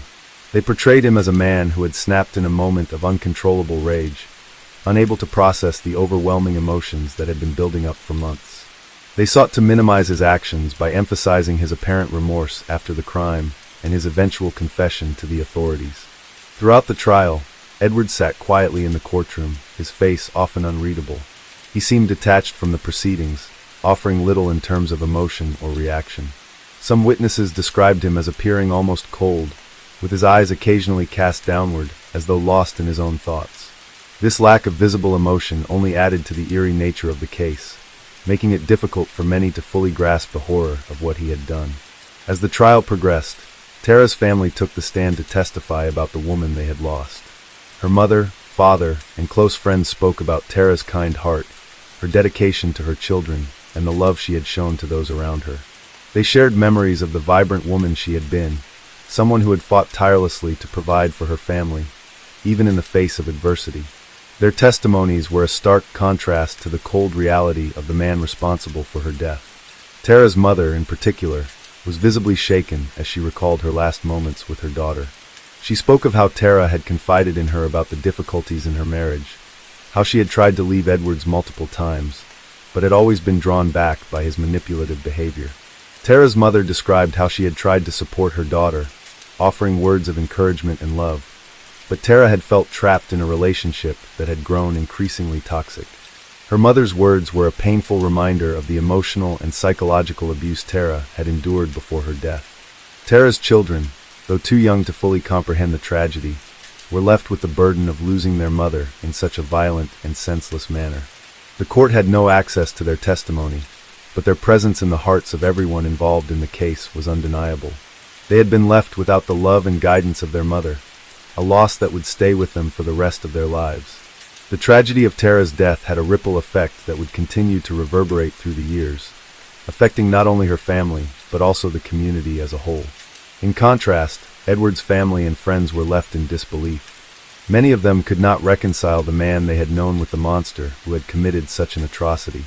Some expressed shock, others confusion, and some even claimed they had never seen any signs of the violent tendencies that were now being revealed in court. The question lingered in the minds of many. How could someone who had seemed so normal and unassuming be capable of such a brutal act?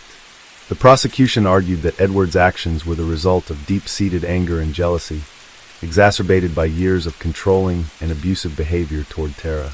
They painted a picture of a man who had become consumed by his need for control and his sense of entitlement, believing that he could not bear the thought of his wife leaving him. The evidence showed that Edwards had been unable to cope with the idea of losing his partner, and in a moment of anger, he had taken the most extreme and irreversible step. As the trial neared its conclusion, the court had to decide whether Edwards would be held fully accountable for his crime. The prosecution pushed for a conviction of murder, emphasizing the cold and calculated nature of the crime. They argued that Edwards' actions were premeditated, and that his attempts to cover up the crime after the fact demonstrated a deliberate effort to avoid detection.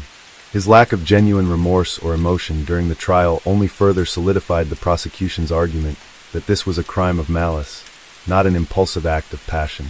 The defense, while acknowledging Edwards' responsibility for his actions, sought to argue that his emotional state at the time of the murder was a mitigating factor. They requested a verdict of manslaughter instead of murder, suggesting that Edwards had not fully understood the consequences of his actions in his emotionally compromised state. They pointed to his eventual confession as evidence of his remorse and argued that his mental state had played a significant role in the tragic events that had unfolded. After several weeks of deliberations, the jury returned with a verdict. Christopher Edwards was found guilty of the murder of his wife, Tara Edwards. The court had determined that he had, indeed, premeditated the crime, acting out of anger and jealousy, with no regard for the life he had taken. Tara's family breathed a collective sigh of relief, knowing that justice had been served, but the victory felt hollow in the face of the immense loss they had endured. In the weeks following the verdict, Edwards was sentenced to life in prison without the possibility of parole. The judge expressed his deep regret for the devastating loss of Tara's life and the impact her death had on her family. He spoke of the brutality of the crime and the need for accountability, sending a clear message that domestic violence and murder would not be tolerated. For Tara's family, the pain of her loss remained. They had fought for justice, and in the end, they had seen Edwards held accountable for his actions. But the hole left in their lives by her absence would never be filled. Her children, who were now without their mother, were left to navigate a world without the love and care she had provided. The story of Tara Edwards was a tragic reminder of the dangers of domestic abuse, the horrors that can lie behind closed doors, and the devastating consequences of unchecked anger and violence. Story 7. In 2015, Europe was rocked by a series of high-profile criminal events that not only shocked the public, but also prompted significant changes in security policies and international cooperation. One of the most devastating incidents was the series of terrorist attacks in Paris on November 13, 2015. Coordinated by the Islamic State, ISIS, these attacks targeted multiple locations across the city, including the Bataclan Concert Hall, the Stade de France Stadium, and several cafes and restaurants. The assailants, heavily armed and determined, carried out their attacks with chilling precision, resulting in 130 fatalities and hundreds of injuries. This tragedy marked one of the deadliest terrorist attacks in Europe in recent history and sent shockwaves throughout the continent. The Paris attacks were meticulously planned, with the perpetrators traveling across Europe to execute their mission. The attackers were well armed, carrying automatic weapons and explosives, and they executed their plan with a level of coordination that indicated extensive preparation. The assault on the Bataclan Concert Hall, where a rock band was performing, was particularly harrowing. Hostages were taken, and the attackers opened fire indiscriminately, leading to a high number of casualties. The siege ended when French police stormed the venue, but not before the attackers had caused immense devastation. In the aftermath of the attacks, French authorities launched an extensive investigation, uncovering a network of individuals linked to the assailants. The investigation revealed that the attackers had connections to ISIS operatives in Syria and had received training and support from the terrorist organization. The attacks were a stark reminder of the persistent threat of terrorism in Europe and highlighted the need for enhanced intelligence, sharing and counterterrorism measures among European nations. The Paris attacks had a profound impact on Europe, leading to increased security measures and a re-evaluation of counterterrorism strategies. The European Union and individual countries implemented stricter border controls, enhanced surveillance, and increased cooperation among intelligence agencies. The attacks also sparked debates about the balance between security and civil liberties, with discussions focusing on how to effectively combat terrorism without infringing on individual rights. In addition to the Paris attacks, 2015 also saw the thwarting of a major terrorist plot on a Valais high-speed train traveling from Amsterdam to Paris. On August 21, 2015, a heavily armed assailant, later identified as Ayub Kazani, boarded the train in Brussels with the intent to carry out a mass shooting. However, his plans were foiled by the quick actions of passengers, including 3 Americans, Spencer Stone, Alex Scarlatos, and Anthony Sadler, who subdued Kazani before he could execute his attack. The incident underscored the ongoing threat of terrorism in Europe and the importance of public vigilance and preparedness in the face of such threats. Kazani, a Moroccan national, was arrested and later charged with attempted murder and terrorism-related offenses. Investigations revealed that he had been planning the attack for several months and had acquired weapons, including an assault rifle and a Luger pistol, which he intended to use to kill passengers. His arrest and the subsequent trial highlighted the persistent threat of lone wolf attacks and the challenges law enforcement agencies face in preventing such incidents. The Valais train attack also prompted discussions about the security measures in place on European trains and the need for enhanced screening and surveillance to prevent similar attacks in the future. The bravery of the passengers who intervened was widely praised, and the incident served as a reminder of the potential dangers faced by public transportation systems and the importance of preparedness and quick response in mitigating such threats. Beyond terrorism, 2015 also witnessed significant developments in organized crime across Europe. The Netherlands, known for its liberal drug policies, faced a surge in drug-related violence and organized crime. The rise of powerful drug cartels and the increasing use of violence to control drug trafficking routes led to a series of high-profile murders and shootings. The situation escalated to the point where the Dutch government had to deploy additional law enforcement resources to combat the growing threat. Organized crime syndicates in the Netherlands were involved in various illicit activities, including drug trafficking, money laundering, and extortion.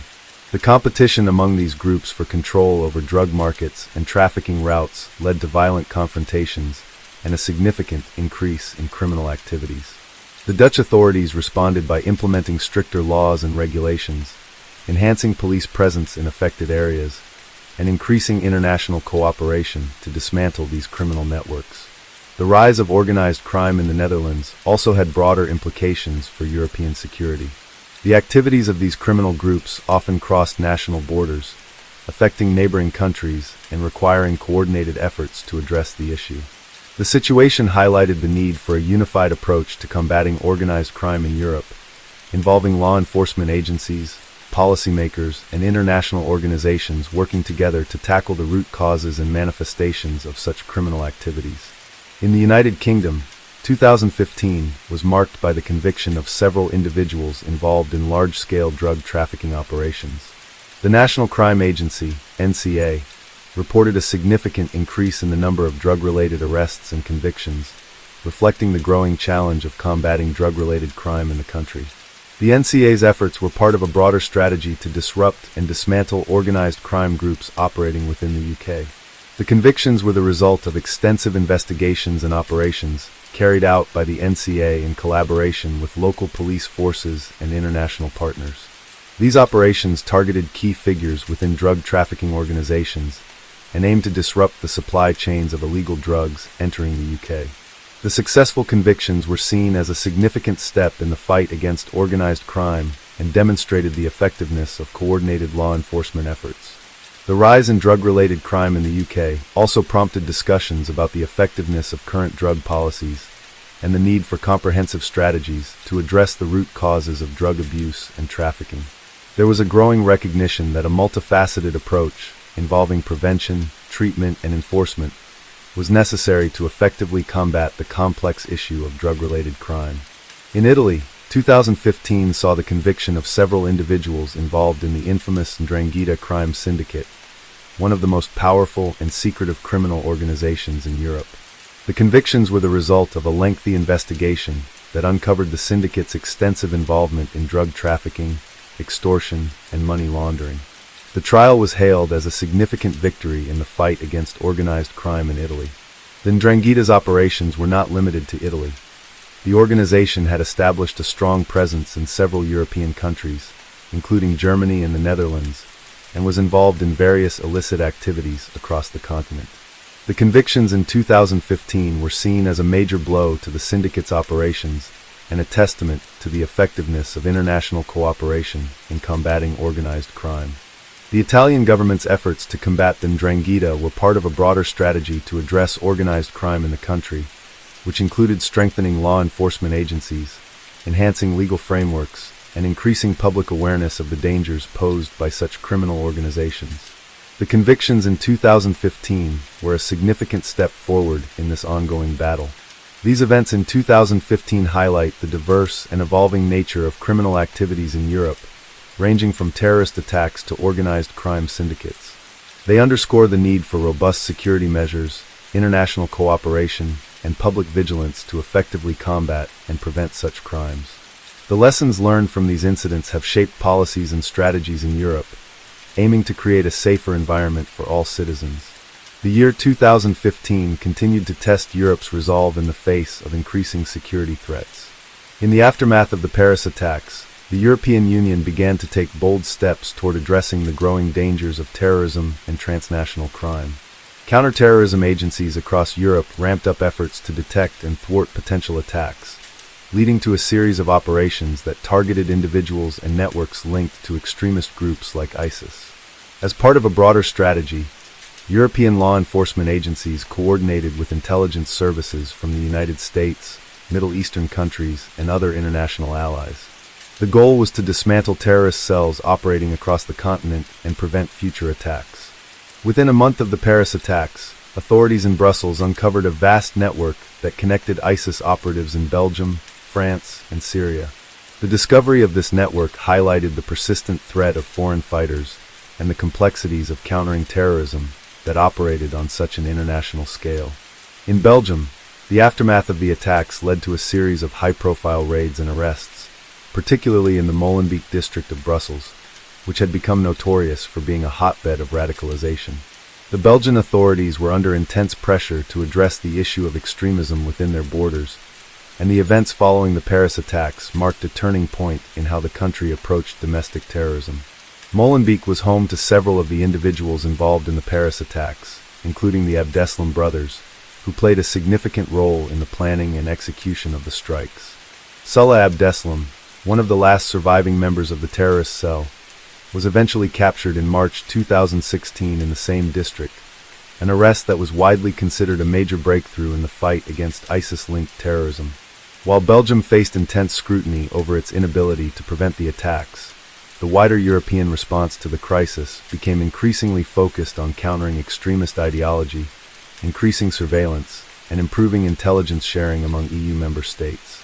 In the wake of the attacks, governments across the continent pushed for stronger measures to identify and track potential jihadist sympathizers, leading to the implementation of stricter border controls and intelligence protocols. The fear that ISIS or other terror groups could exploit Europe's open borders to move freely across the continent further fueled these initiatives. In the realm of organized crime, 2015 saw a surge in violence, particularly in regions where powerful drug cartels and criminal syndicates operated. The European drug market had grown increasingly complex, with criminal organizations leveraging globalization and the rise of international shipping routes to smuggle vast quantities of illicit substances across borders. Major hubs in Spain, the Netherlands, and Belgium had long been targets for drug trade routes, and by 2015, the violence between competing drug cartels and law enforcement had escalated. In Spain, the country faced an influx of drugs from Latin America, particularly cocaine and heroin. The Spanish police launched Operation Tarzan, which targeted a notorious Colombian drug cartel known for smuggling large amounts of cocaine through the Spanish ports. This operation, which had been under surveillance for several years, culminated in the arrest of dozens of individuals linked to the cartel. The cartel's influence extended beyond Spain, with several operatives and drug kingpins operating in other parts of Europe, including the UK and the Netherlands. In the Netherlands, the port of Rotterdam had long been a central hub for drug trafficking, serving as a major entry point for drugs destined for other European markets. The Dutch government was facing an alarming surge in drug-related crime, with organized criminal groups using the ports to smuggle drugs hidden in containers of legitimate goods. This led to an increase in cartel-related violence, with rival groups waging bloody turf wars over control of distribution networks. In response, the Dutch police expanded their anti-drug operations, which included the use of state-of-the-art technology to track and monitor shipments in real time. One of the most notable developments in 2015 was the conviction of the leaders of the notorious Mafia del Tartufo, Mafia of Truffles, in Italy. While it may sound unusual, this criminal organization, which operated in northern Italy, was responsible for the trafficking and black market sales of highly prized truffles. These rare fungi, highly sought after by the global fine dining industry, were harvested and sold illegally by the group, leading to significant economic losses for legitimate truffle producers. Their activities also included extortion, smuggling, and money laundering, all of which contributed to their rapid rise in criminal prominence. The authorities cracked down on the group in a high-profile raid that resulted in the arrest of several key members. However, it wasn't just drug trafficking or illicit goods that plagued Europe. One of the most shocking incidents of organized crime in 2015 came in the form of a widespread human trafficking operation that spanned several European countries. The operation, which had its roots in Eastern Europe, involved the smuggling of thousands of men, women, and children into the European Union, where they were exploited for labor, forced prostitution, and other forms of abuse. The victims were often transported through the Balkans, with traffickers using false documentation and covert routes to evade law enforcement. The international nature of this operation made it incredibly difficult to combat, but European authorities gradually began to piece together the network. The human trafficking crisis took on new urgency in the wake of the 2015 refugee crisis, where millions of migrants fleeing war-torn countries like Syria, Afghanistan, and Iraq sought asylum in Europe. Traffickers often preyed on the vulnerable refugees, offering them false promises of safe passage and employment in European countries, only to exploit them once they arrived. The discovery of the extent of these trafficking rings prompted a large-scale collaborative response from European law enforcement, which focused on dismantling the organizations behind the illegal smuggling networks. The European Union, along with agencies such as Europol and Interpol, sought to disrupt the flow of human trafficking through targeted operations and strengthened border controls. The refugee crisis and the escalating levels of organized crime were not isolated issues, but were often intertwined. Traffickers took advantage of the chaos and the desperation of migrants seeking a better life, further complicating the efforts to protect vulnerable individuals and crack down on the criminal networks operating within the EU. In the wake of these events, the European Union made a commitment to increase cooperation with international partners, including those in the Middle East and Africa, to better manage migration and prevent exploitation. Despite the overwhelming challenges faced by European law enforcement in 2015, there were notable successes. The conviction of key members of the Mafia del Tartufo and the arrests made during drug busts were a testament to the determination of European authorities to combat organized crime and its impact on society. The battle against terrorism and organized crime was a difficult and ongoing one, but in 2015, it had become clear that the efforts to unite across borders, strengthen cooperation, and improve surveillance were beginning to yield results. The challenges faced by European countries in 2015 were not just limited to terrorism and organized crime. The year also saw a significant rise in political and social tensions, further complicating the landscape of criminal activity. As the refugee crisis reached its peak, the European Union struggled to balance its humanitarian obligations with the need to ensure security. Countries like Hungary, Germany, and Greece became focal points for migration, with tens of thousands of refugees arriving daily, fleeing war, poverty, and persecution from countries like Syria, Afghanistan, and Iraq. While many Europeans were sympathetic to the plight of these refugees, there was a growing backlash from right-wing groups who viewed the influx of migrants as a threat to national security and cultural identity. This divide led to an increase in anti-immigrant sentiments, protests, and, in some cases, violent clashes. Far-right extremist groups, many of whom had links to organized crime syndicates, exploited this division, fueling social unrest and creating an environment ripe for criminal activity. These groups used the chaos surrounding the refugee crisis as a recruiting tool, targeting disillusioned individuals to join their cause and spread their message of hate. In response to the increasing volatility, governments across Europe took steps to tighten border controls and restrict the flow of migrants, but these measures were not without their own consequences. While some countries, like Germany, maintained relatively open borders, others, such as Hungary, built fences and imposed strict entry requirements, effectively turning away refugees who were seeking safety and a better future. This divide between Eastern and Western European countries created further tensions within the EU, and the situation reached a boiling point in 2015. At the same time, the European Union's response to organized crime became more unified, with increased emphasis on cooperation among law enforcement agencies, intelligence sharing, and the implementation of advanced technological tools to track criminal networks. One of the most significant efforts in this area was the establishment of the European Counter-Terrorism Center, ECTC, which aimed to streamline the coordination between member states to combat terrorism and transnational crime.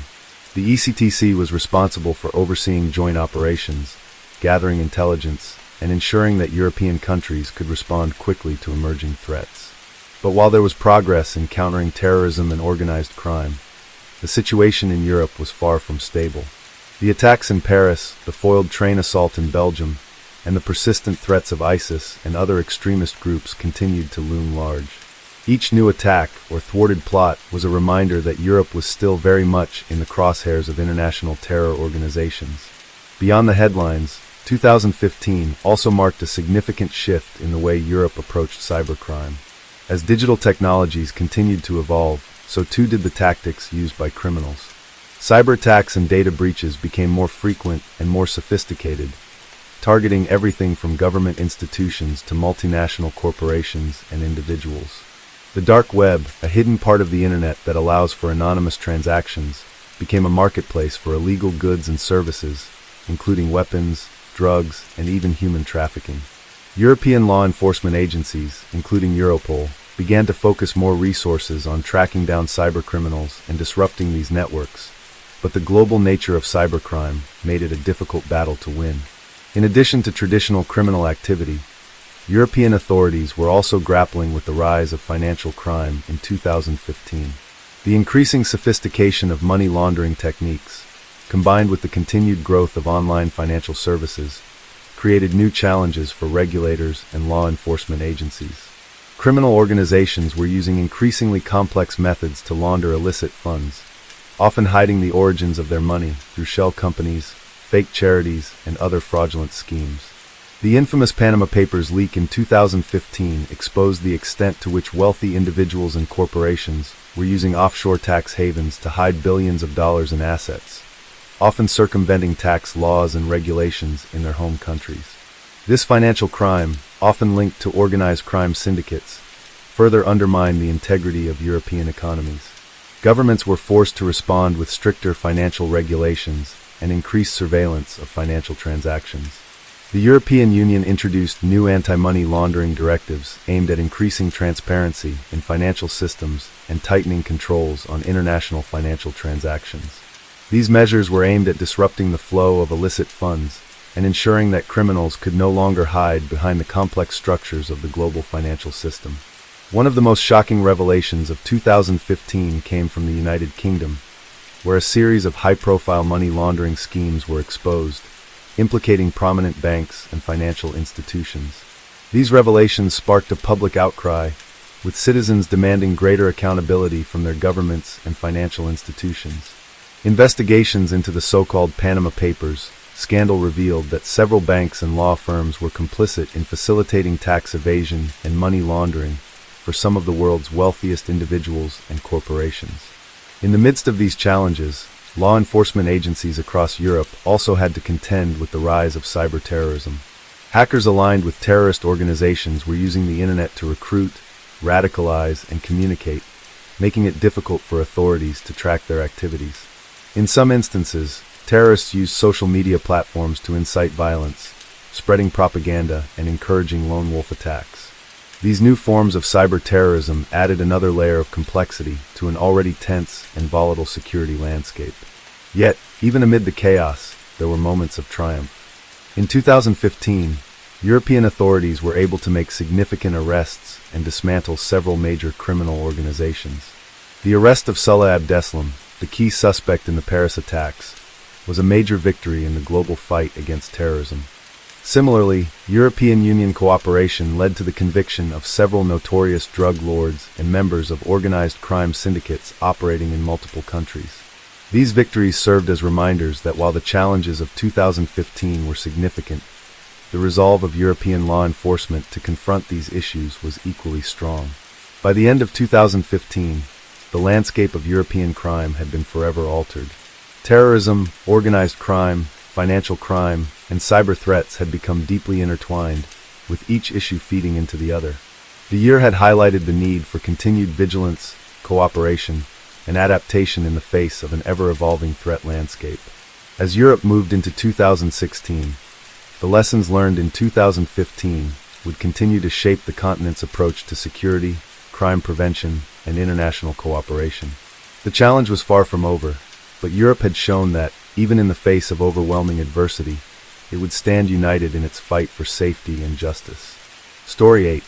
In 2015, the United States was grappling with a number of high-profile criminal cases, some of which would shape the way law enforcement handled major investigations in the years to come.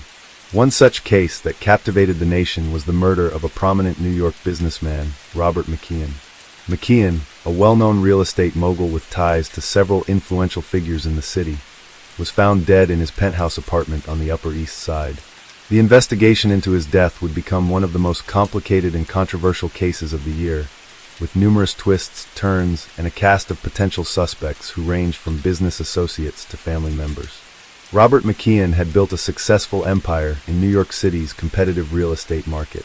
He was a figure of power and influence, often attending charity galas, hosting extravagant parties, and frequently spotted in the company of politicians and high-ranking business people. His wealth was not only derived from real estate deals, but also from investments in tech startups and international ventures. His life seemed perfect on the surface, yet McKeon had a reputation for being ruthless in business, often using underhanded tactics to get ahead. His rivals knew him as a man who would stop at nothing to secure his position in the industry. The night of McKeon's death was eerily quiet. His assistant, who usually checked in on him every evening, had noticed that Robert had not answered her calls. Concerned, she made her way to his apartment, using her key to gain access. Inside, she found McKeon lying face down in a pool of blood. His apartment, a lavish space filled with expensive artwork and furniture, was in disarray. The crime scene appeared as if there had been a struggle, An initial report suggested that McKeon had been shot at close range, possibly by someone he knew. The scene gave investigators the distinct impression that this was not a random act of violence. The immediate suspicion fell on those closest to McKeon, his family and business associates. His wife, Veronica McKeon, was the first to be questioned. The couple's marriage had been tumultuous, marked by public disputes and allegations of infidelity on both sides. Veronica, a former fashion model, had a well-documented history of extramarital affairs, and her relationship with Robert had soured in recent years. Despite this, the couple maintained an image of a happy, wealthy family in the eyes of the public. Veronica, who was in her mid-40s, was initially cooperative with police, but her nervous demeanor and inconsistent statements led investigators to believe she might be hiding something. She was quickly placed under surveillance while detectives examined her financial records and any possible motives for murder. At the same time, investigators began to focus on Robert's business dealings. McKeon had made several enemies over the years, particularly among rival real estate developers and investors. One of the key figures under investigation was Mark Graves, a former business partner of McKeon's who had been recently ousted from a joint venture. Graves was known for his volatile temperament, and it was rumored that the fallout from their partnership had been particularly bitter. He had publicly accused McKeon of dishonesty and taking credit for projects they had worked on together. A few months before McKeon's death, Graves had threatened to expose Robert's alleged illegal activities, including bribery and money laundering. This led investigators to wonder if Graves had a personal vendetta against McKeon and whether that could have motivated him to take drastic measures. Another suspect that emerged was Lisa Turner, a young woman who had been working as Robert McKeon's personal assistant.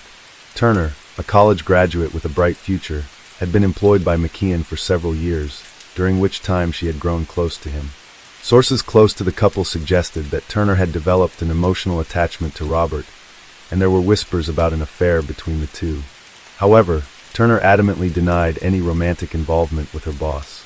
She claimed to have been at home the night of the murder and had no idea who would want to harm McKeon. Her alibi, however, was difficult to verify, and investigators began to suspect that she might have been more involved in McKeon's life and death than she was letting on. The investigation took a surprising turn when it was revealed that McKeon had recently made changes to his will.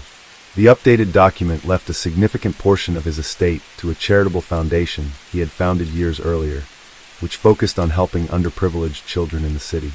However, what caught the attention of law enforcement was the fact that McKeon's wife, Veronica, was excluded from receiving any financial support in the event of his death. This was a stark contrast to McKeon's previous will, in which his wife stood to inherit the majority of his wealth. The change raised suspicions that there might have been a financial motive for murder, and investigators began to dig deeper into the McKeon family's finances. As detectives pieced together the evidence, it became increasingly clear that McKeon's life had been filled with secrecy, betrayal, and power struggles. His business empire, which had made him millions, was built on alliances that often turned sour. His personal life, too, was full of complex relationships, his troubled marriage, his connections to shady business partners, and his questionable moral decisions. As investigators continued to follow the leads, they realized that the murder of Robert McKeon was more than just a case of greed or revenge. It was a complex web of lies, deceit, and ambition. In the following days, the case continued to evolve, and detectives began to uncover more clues. Veronica McKeon's financial troubles, including her gambling debts and her involvement in questionable investments, painted a picture of a woman who might have been desperate enough to resort to extreme measures. However, there was still no clear evidence pointing directly to her involvement in the murder. Likewise, Mark Graves and Lisa Turner, despite their possible motives, maintained their innocence. The investigation into Robert McKeon's death would continue for weeks, and it would soon become apparent that the search for the truth was far from straightforward. The case also raised important questions about the lengths to which individuals were willing to go to maintain their power and control, whether in the business world or within the confines of personal relationships. It was a stark reminder that appearances could be deceiving, and that behind the glamorous facade of wealth and success, there often lay a darker, more dangerous reality. As the investigation unfolded, the public began to realize that McKeon's death was not just a tragic event, but a reflection of the ruthless and often treacherous world in which he had thrived. The investigation into Robert McKeon's murder intensified as law enforcement delved deeper into his life and the many people who had crossed paths with him. Detectives began by examining McKeon's business dealings, which were as vast and complicated as his personal relationships.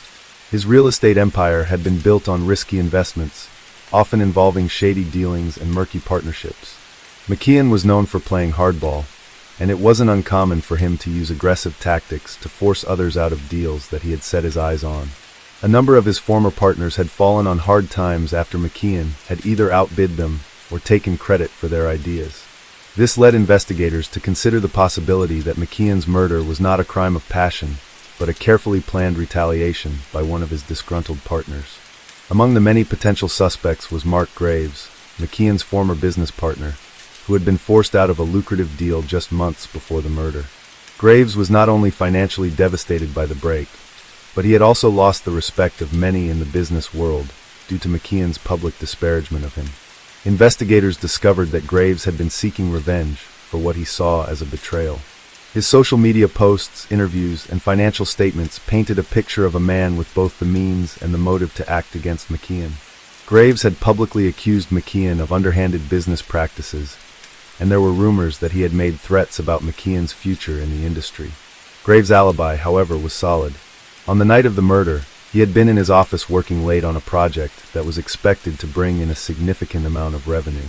His phone records corroborated this, showing that he had made several business calls throughout the evening. Although his motive for revenge was clear, the physical evidence failed to link him to the crime scene. His fingerprints were not found at McKeon's apartment, and there were no signs of forced entry.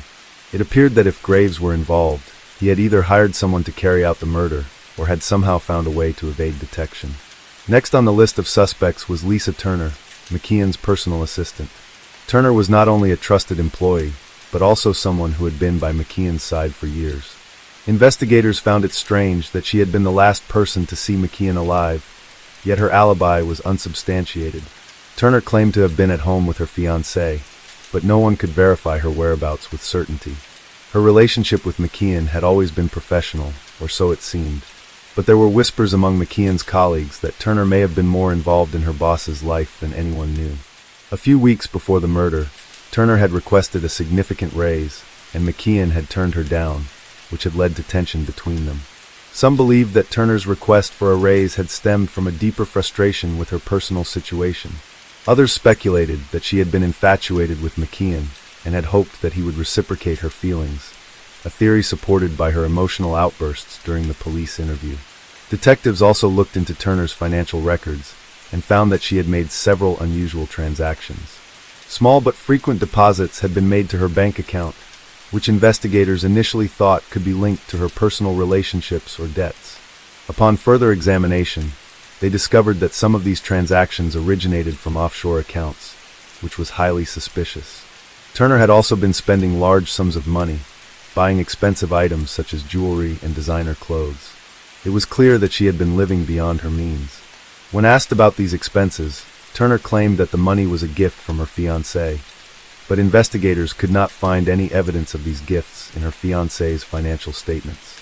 This raised further questions about her involvement in the crime. Turner's motive seemed to be both financial and emotional. If McKeon had indeed been the person who had hurt her financially by denying her request for a raise, it was possible that Turner saw the murder as a way to end her dependency on him and to secure her future. Furthermore, if there had been any romantic feelings on Turner's part that had gone unrequited, it might have fueled a sense of betrayal and resentment. However, without physical evidence linking her to the crime, detectives struggled to prove her guilt. As the weeks passed and new information came to light, Veronica McKeon, Robert's wife, became an increasingly important focus of the investigation. While it was widely known that the couple's marriage had been rocky for years, it was equally clear that Robert had made a dramatic change to his will just weeks before his death, cutting Veronica out of his estate entirely. This sudden shift in his financial plans raised suspicions that she may have had a strong motive for murder. Veronica had a history of gambling problems and had accumulated a significant amount of debt, which had reportedly caused tension in the marriage. It was rumored that McKeon had threatened to divorce her if she did not seek help for her addiction, but she had refused. In the weeks leading up to McKeon's death, Veronica had been seen at several high-end casinos, and her financial transactions revealed a troubling pattern of significant losses. Veronica's alibi was weak. She claimed to have been at a friend's house during the time of the murder, but no one could verify her whereabouts. What was more telling was her reaction when police initially questioned her about Robert's death. Veronica seemed unfazed, almost too calm for someone who had just lost her husband. Her behavior seemed off to the detectives, and they couldn't help but feel that she was hiding something. Veronica's failure to display grief was later noted by colleagues who had worked with her. Despite this, there was no direct evidence that she had been involved in her husband's death. Detectives soon learned that Veronica had been in contact with an attorney in the days before Robert's murder. The lawyer, when questioned, revealed that Veronica had been discussing the terms of her divorce and had inquired about how she could legally secure a large portion of Robert's estate. The lawyer also mentioned that Veronica had been frustrated by the fact that Robert had not made arrangements for her in his will, especially given their long history together. This revelation painted a clear picture of a woman who might have been driven by greed and desperation. As the investigation continued, forensic experts analyzed the crime scene and the evidence collected from Robert McKeon's apartment. The gun used in the shooting was a rare type, and police traced it to a local gun store where it had been sold to an unregistered buyer just weeks before the murder. Surveillance footage from nearby security cameras showed a man wearing a hooded jacket entering the building around the time of the murder, though his face was obscured. This person had been seen leaving the building shortly after the crime, and investigators worked to identify him by comparing his appearance to the list of known associates of McKeon and his family. The mystery deepened as forensic analysis revealed traces of a unique type of gunpowder residue found on Lisa Turner's clothing, a detail that could not easily be explained. But the biggest break came when new evidence surfaced about a series of phone calls that had been made from McKeon's phone just hours before his death. The calls had been directed to a number that belonged to a known criminal associate who had ties to McKeon's business dealings. This led investigators to believe that the murder was the result of a calculated business dispute that had spiraled out of control. As detectives dug deeper into the mysterious phone calls made from Robert McKeon's phone before his death, they discovered a critical link that pointed to a much darker side of McKeon's business dealings.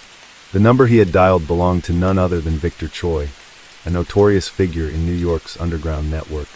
Choi was well known in the city for his involvement in illegal activities, including loan sharking, money laundering, and running an illicit gambling ring. His reputation was built on fear and manipulation, and many in the business world considered him to be someone you didn't want to cross. McKeon's connection to Choi had been well hidden, carefully maintained as a business arrangement that allowed both men to profit from ventures that, on paper, seemed legitimate. What investigators hadn't known, however, was that the relationship between McKeon and Choi had soured in the months leading up to the murder. The two men had been involved in a high-stakes real estate deal involving a piece of prime property in Manhattan. McKeon had been backing the deal with Choi's money, but complications arose when McKeon attempted to cut Choi out of the profits. Choi was not a man who took betrayal lightly. The more detectives uncovered about this business fallout, the clearer it became that McKeon's financial situation was much more precarious than anyone had initially thought. The deal with Choi had gone bad, and McKeon had apparently underestimated the extent of Choi's reach and power. It turned out that Robert McKeon had been trying to sever ties with Choi and extricate himself from the illegal aspects of his business dealings. This, however, did not sit well with Choi, who saw McKeon as a useful ally in his criminal operations. Choi believed that McKeon had betrayed him, and it was evident that McKeon's sudden desire to distance himself from these unsavory connections could have led Choi to take drastic measures.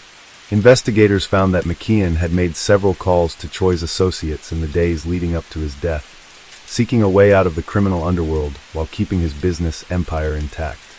One of the most critical pieces of evidence in this web of deceit was a wire transfer that had been made from McKeon's account to one of Choi's shell companies, a sum of money that McKeon had intended to use as a buyout for Choi's involvement in his business. The transfer was timed just a few days before McKeon's death, and it was a clear indication that McKeon had been trying to make peace with Choi in a last-ditch effort to avoid retribution. However, it appeared that Choi had already made up his mind.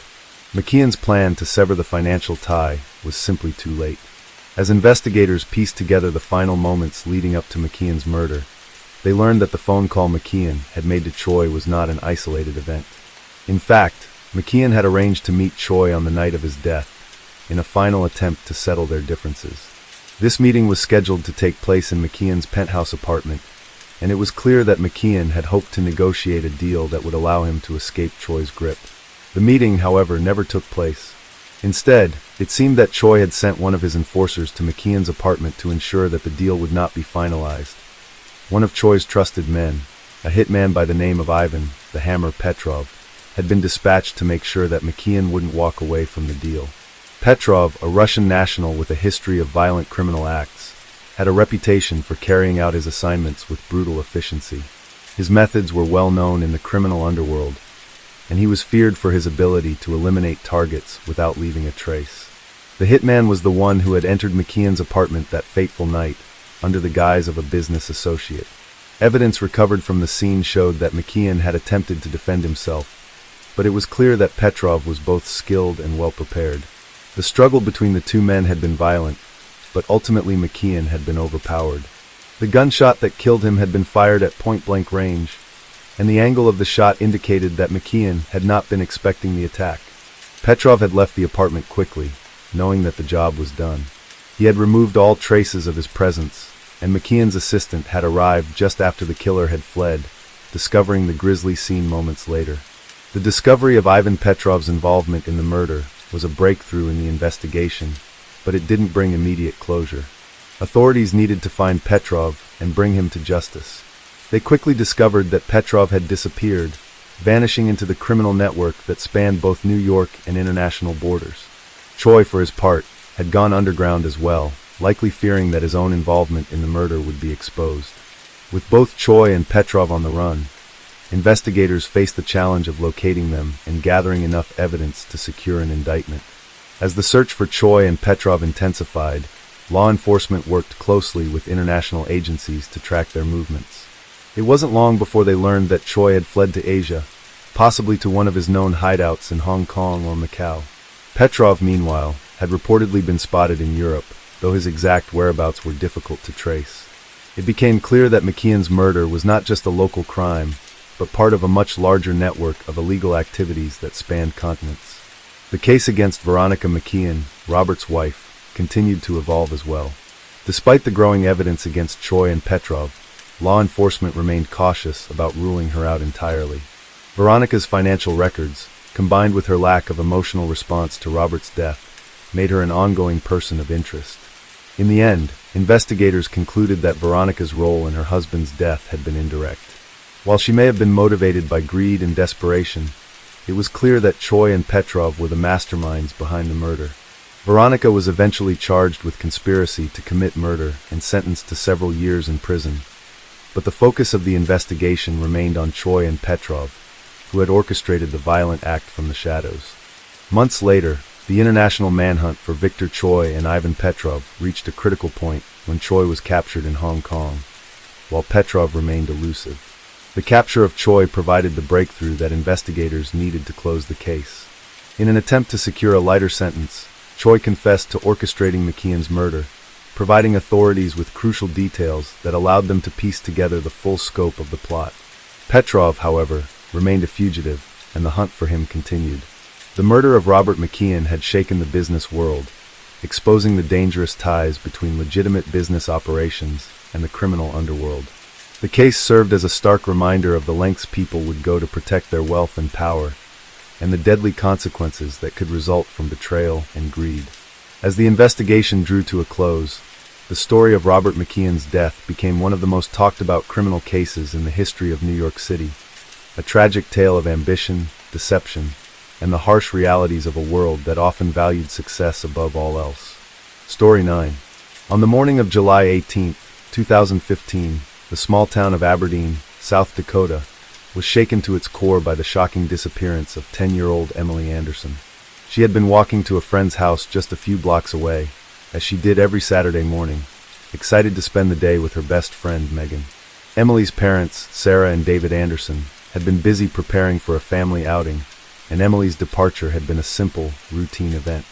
It was nothing out of the ordinary, but when Megan's mother called Sarah later that afternoon to ask why Emily had never shown up, the quiet suburban neighborhood turned frantic. The Andersons immediately began calling around to check if Emily had made it to her friend's house. Sarah contacted the local police as soon as it became clear that Emily hadn't arrived, and a search for the missing girl was quickly launched.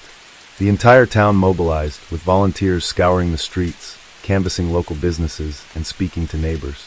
The police launched an investigation and began reviewing security footage from nearby stores, hoping to spot Emily walking to her destination.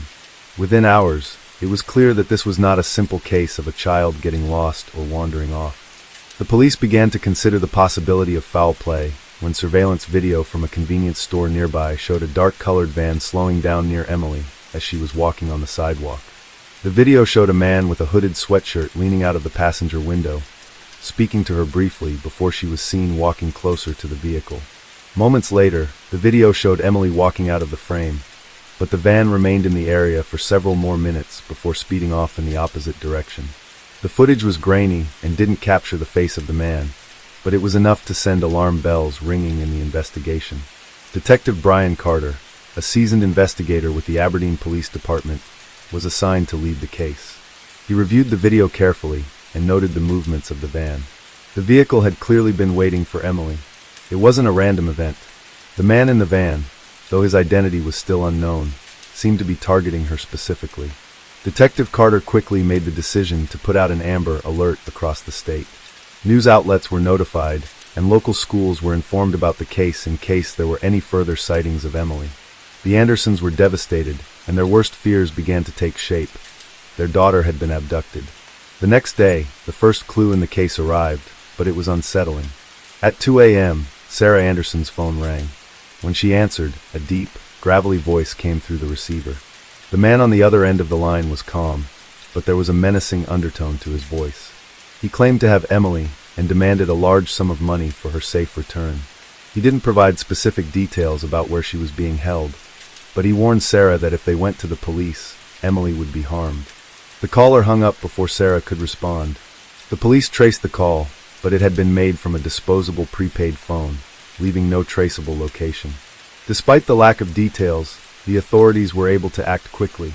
They enlisted the help of the FBI, who sent a team of experts to work alongside local law enforcement. The initial hope was that they could track down the phone number and perhaps use it to pinpoint Emily's location. However, the suspect seemed to have been careful, covering his tracks. He made additional calls over the next few days, each time demanding more money, with no further clues about Emily's whereabouts.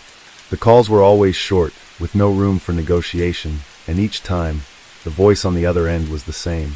It was becoming clear that this was not an amateur operation. The man had experience with this type of crime. As the days passed, the Anderson family became increasingly desperate. Sarah spent hours on the phone with the police, pleading for them to find her daughter, while David began working with a private investigator, desperate to uncover any new leads. Emily's case was getting national attention, and the entire community had come together to help. But the days turned into weeks with no progress. The abductors seemed to be one step ahead at every turn. Meanwhile, Detective Carter and his team worked tirelessly, examining every possible lead. They scoured over the footage from the convenience store, hoping for a breakthrough. Finally, after several days of combing through the video and interviewing witnesses, they were able to find a breakthrough. A man, who was seen briefly on a security camera outside a gas station near where Emily had been abducted, appeared to be getting into the van right before it sped off. He had been wearing a baseball cap and dark clothing, but it was enough for the police to start narrowing down a suspect. Through a combination of witness statements and tracking down vehicles in the area, police were able to identify the man in the video as Thomas Hayes, a 38-year-old man with a criminal record. Hayes had been previously arrested for assault, but there were no records of him being involved in child abductions. However, his recent activity had raised some suspicions.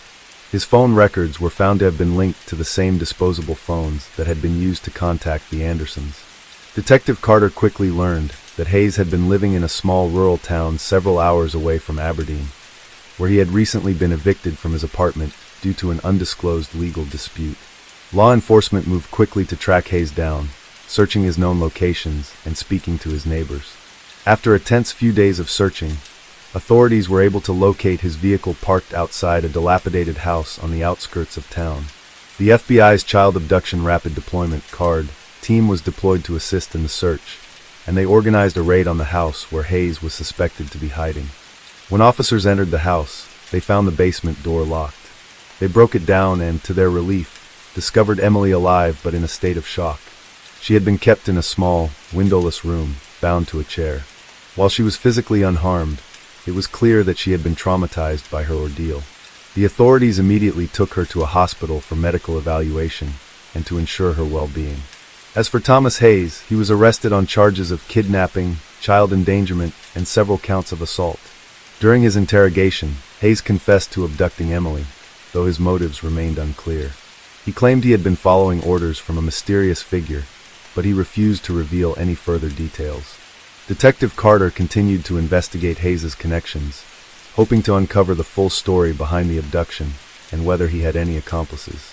The case was far from over, and while the Andersons were reunited with their daughter, the lasting effects of the crime would haunt them for years to come.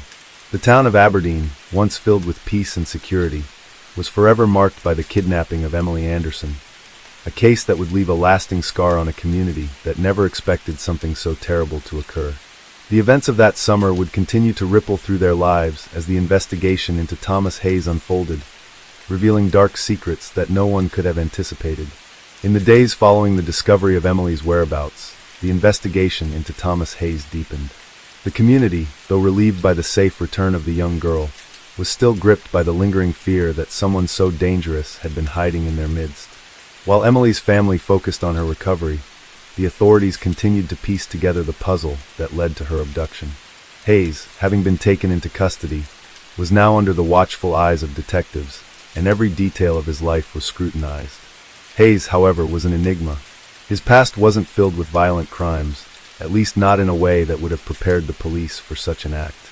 He had been arrested a few times over the years, mostly for minor assaults and petty crimes, but nothing suggested he would be capable of such a calculated and disturbing act of abduction. He was often described by his few acquaintances as a loner, someone who kept to himself, rarely engaging with others. His neighbors had reported that he was somewhat reclusive, but that there was nothing particularly odd about him. Yet, as Detective Carter and his team dug deeper, it became clear that Hayes's involvement in the kidnapping wasn't as simple as it first appeared. As investigators began questioning Hayes about the abduction, they were struck by his demeanor. He was calm, almost too calm, and his responses were often vague and evasive. When asked why he had taken Emily, Hayes initially claimed he didn't know. He said that he had been following orders from someone else, someone who had promised him a large sum of money in exchange for helping them with their plans. But when pressed further, Hayes clammed up, refusing to provide any more details about his supposed accomplice. Hayes's reluctance to speak only deepened the mystery, and Detective Carter felt a growing sense of frustration. The case seemed to be taking unexpected twists, and Carter's intuition told him that there was more to this than just a simple kidnapping gone wrong. Was Hayes a mere pawn in a much larger operation, or was he the mastermind behind it all? The detective couldn't shake the feeling that someone else, a shadowy figure operating behind the scenes, had orchestrated this crime. To find answers, Carter began reviewing Hayes's personal history, looking for any connections that might explain his sudden, bizarre behavior. He discovered that Hayes had recently been living in a state of near poverty, barely scraping by, and that he had been evicted from his apartment just a month before the abduction. There was a sense of desperation in his life, but it didn't explain his actions. What had pushed Hayes to commit such a crime, and why had he chosen Emily, a seemingly random child from a suburban neighborhood? Detective Carter needed answers, and to get them, he would have to dig deeper into Hayes's life. One evening, after hours of relentless questioning, Hayes finally cracked. His voice shook slightly as he recounted what had led him to abduct Emily, though his story was hard to believe at first. According to Hayes, he had been approached by a man named Michael Walsh, a figure from his past who had seemingly come out of nowhere.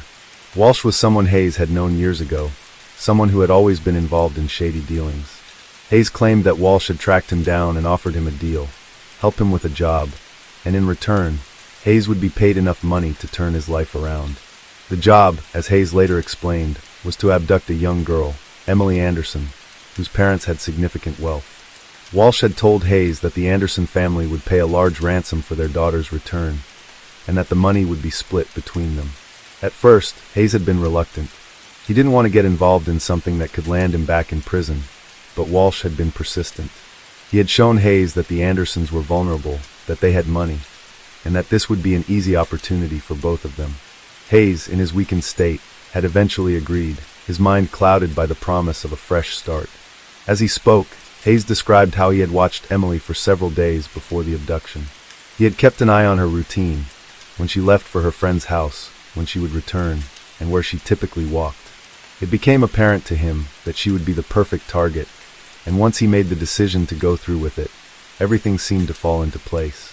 The plan, according to Hayes, had been meticulously set up by Walsh, who had even instructed him on what to do once Emily was taken. Hayes was to hold her in an abandoned house on the outskirts of town, a place no one would look. Walsh had assured him that the ransom money would come soon enough. Detective Carter listened intently as Hayes detailed how he had waited for the right moment, following Emily on the morning of July 18th. The van, he explained, had been a key part of the plan. It was a vehicle that Walsh had provided for him, along with the phone he had used to make contact with the Anderson family. Hayes recounted how he had pulled up alongside Emily and engaged her in conversation, telling her that her parents had asked him to give her a ride. Emily, ever the trusting child, had climbed into the van without hesitation. It wasn't until she was inside that Hayes realized the enormity of what he had done. Once Emily was in the van, Hayes described feeling a mix of fear and guilt. He hadn't intended to hurt her, but the situation quickly spiraled out of control. He drove her to the house Walsh had instructed him to, where he locked her in the basement, alone and frightened.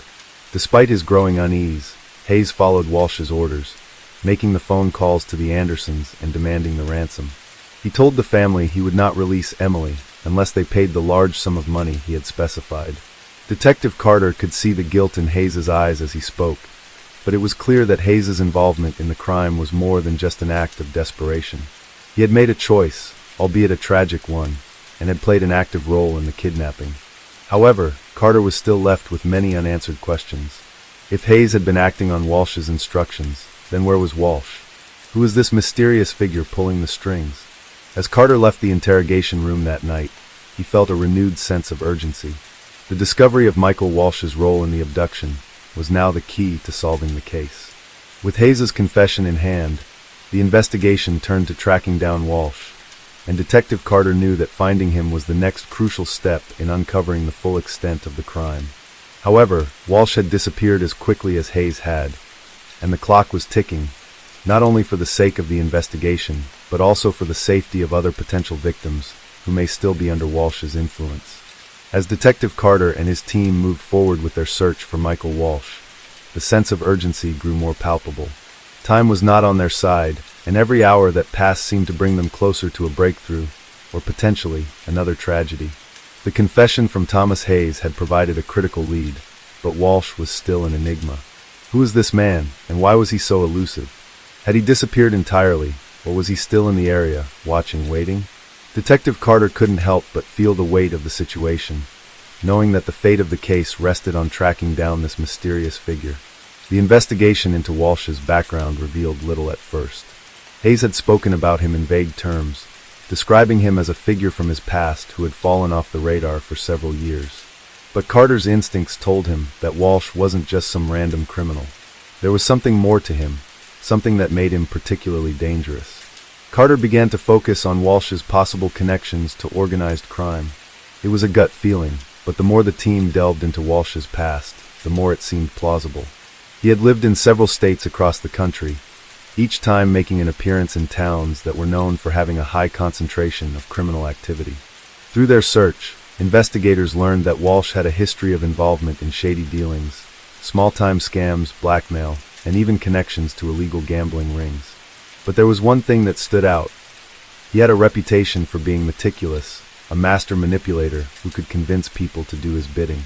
It was becoming clearer that Hayes was likely one of many individuals that Walsh had used over the years, exploiting their weaknesses for his own gain. As Carter's team continued to analyze every piece of information they could find on Walsh, they realized that they had overlooked something crucial. Walsh had likely been monitoring the investigation closely, aware that the police were closing in on him. The detective also found that the abduction of Emily Anderson wasn't the first time Walsh had orchestrated something like this. There were signs of similar patterns in other areas, involving other victims. It was as though Walsh was testing the waters, refining his strategy, preparing for something bigger. Detective Carter knew that he needed to act fast. He intensified the search for Walsh, enlisting the help of federal law enforcement and expanding their search to nearby states. They issued alerts in multiple jurisdictions, hoping that someone somewhere had seen something that would lead them to Walsh. Yet, despite their best efforts, the man remained elusive. It was as if he had vanished into thin air, leaving no trace of his whereabouts. With each passing day, the case felt colder, but Carter refused to give up. One day, nearly 2 weeks after Emily's return, a tip came in. It was an anonymous call to the local police station, claiming to have information on Michael Walsh's location. The caller, who identified himself as an acquaintance of Walsh, provided the detectives with a specific address, a house located in a rural part of Nebraska, just across the border. The man said he had seen Walsh in the area recently, and although he hadn't spoken to him directly, he had overheard a conversation that seemed suspicious. The caller mentioned seeing Walsh with a bag of money and hinted at plans for another job. Though he didn't know the details, Carter was cautious. Was this a legitimate lead or another dead end? The fact that Walsh had been laying low for so long made it hard to believe he'd be so careless as to stay in one place. Still, the tip was worth investigating. With the help of the FBI, Carter and his team prepared to make their move. They meticulously planned the operation, hoping that this time they would catch Walsh off guard. They arrived at the address in the early hours of the morning, just before dawn. The area was quiet, with only the distant hum of vehicles on the highway. As Carter and his team surrounded the house, they noticed the eerie stillness. It didn't look like anyone was home, but Carter wasn't ready to give up just yet. He ordered his team to proceed with caution, ready for anything. After a few tense moments of waiting, they made their move. The door to the house was kicked in, and officers flooded the interior. They found the house deserted. There were signs that someone had recently been there. Dirty dishes on the kitchen counter, clothes strewn across the floor, and a half-empty cup of coffee on the table. But Michael Walsh was nowhere to be found. It seemed like he had anticipated the raid, disappearing once again before the police could get to him. The disappointment was palpable. Walsh had slipped away once more, and the frustration that had been building inside Carter finally began to show. He was determined to catch this man, but it felt like the harder he tried, the more elusive Walsh became. It was a game of cat and mouse, and for now, it seemed that Walsh had won yet another round. Days turned into weeks, and the case continued to drag on. Despite the police's best efforts, Walsh remained a ghost. Detective Carter, however, knew that Walsh couldn't stay hidden forever. Eventually, he would make a mistake. In the meantime, the investigation continued, with new leads and new faces appearing on the radar. As the pressure mounted, Carter made a decision to intensify the search. He wouldn't rest until Walsh was found. In the following months, the case gained national attention, with every update reported in the media. The Anderson family, although relieved that their daughter was safe, continued to live in fear, knowing that the man who had taken Emily was still out there, plotting his next move. Emily herself, while healing physically, struggled emotionally. The trauma of what had happened to her would stay with her for years to come, leaving scars that time might not fully erase. Detective Carter's team remained committed, chasing every lead, re-interviewing witnesses, and going over evidence with a fine-tooth comb. They worked tirelessly, not just for the Andersons, but for the countless others who might fall victim to Walsh's manipulative ways if he were left free. And then one day, almost 6 months after Emily's abduction, a breakthrough came. An anonymous tip, similar to the first one, came through the wire. This time, the tipster claimed that Walsh had been seen at a remote cabin in the mountains of Colorado. Carter wasn't about to let this slip away. He and his team mobilized once more, and this time, they were determined to catch Walsh once and for all. This time, they were ready. Detective Carter wasn't going to let this criminal slip through his fingers again. This time, Walsh's luck would run out. Story 10. In 2015, a chilling murder case rocked the city of Manila, Philippines, leaving the community in disbelief. The victim, a 28-year-old woman named Maria Santos, was found dead under mysterious and disturbing circumstances. Maria had been a well-known figure in the local neighborhood, a young woman with a bright future, working as a nurse at a nearby hospital. Her family described her as kind, responsible, and dedicated to her career, always looking out for others. But on a fateful night in November, her life was cut short in a brutal manner that left investigators with more questions than answers. The police were called to the scene when Maria's neighbors noticed her apartment door left ajar, which was unusual for someone as careful and organized as Maria. Concerned, they went inside and discovered her lifeless body lying on the floor of the living room, blood staining the carpet. The scene was chaotic, furniture was overturned, and there were signs of a struggle, suggesting that Maria had tried to defend herself before she was killed.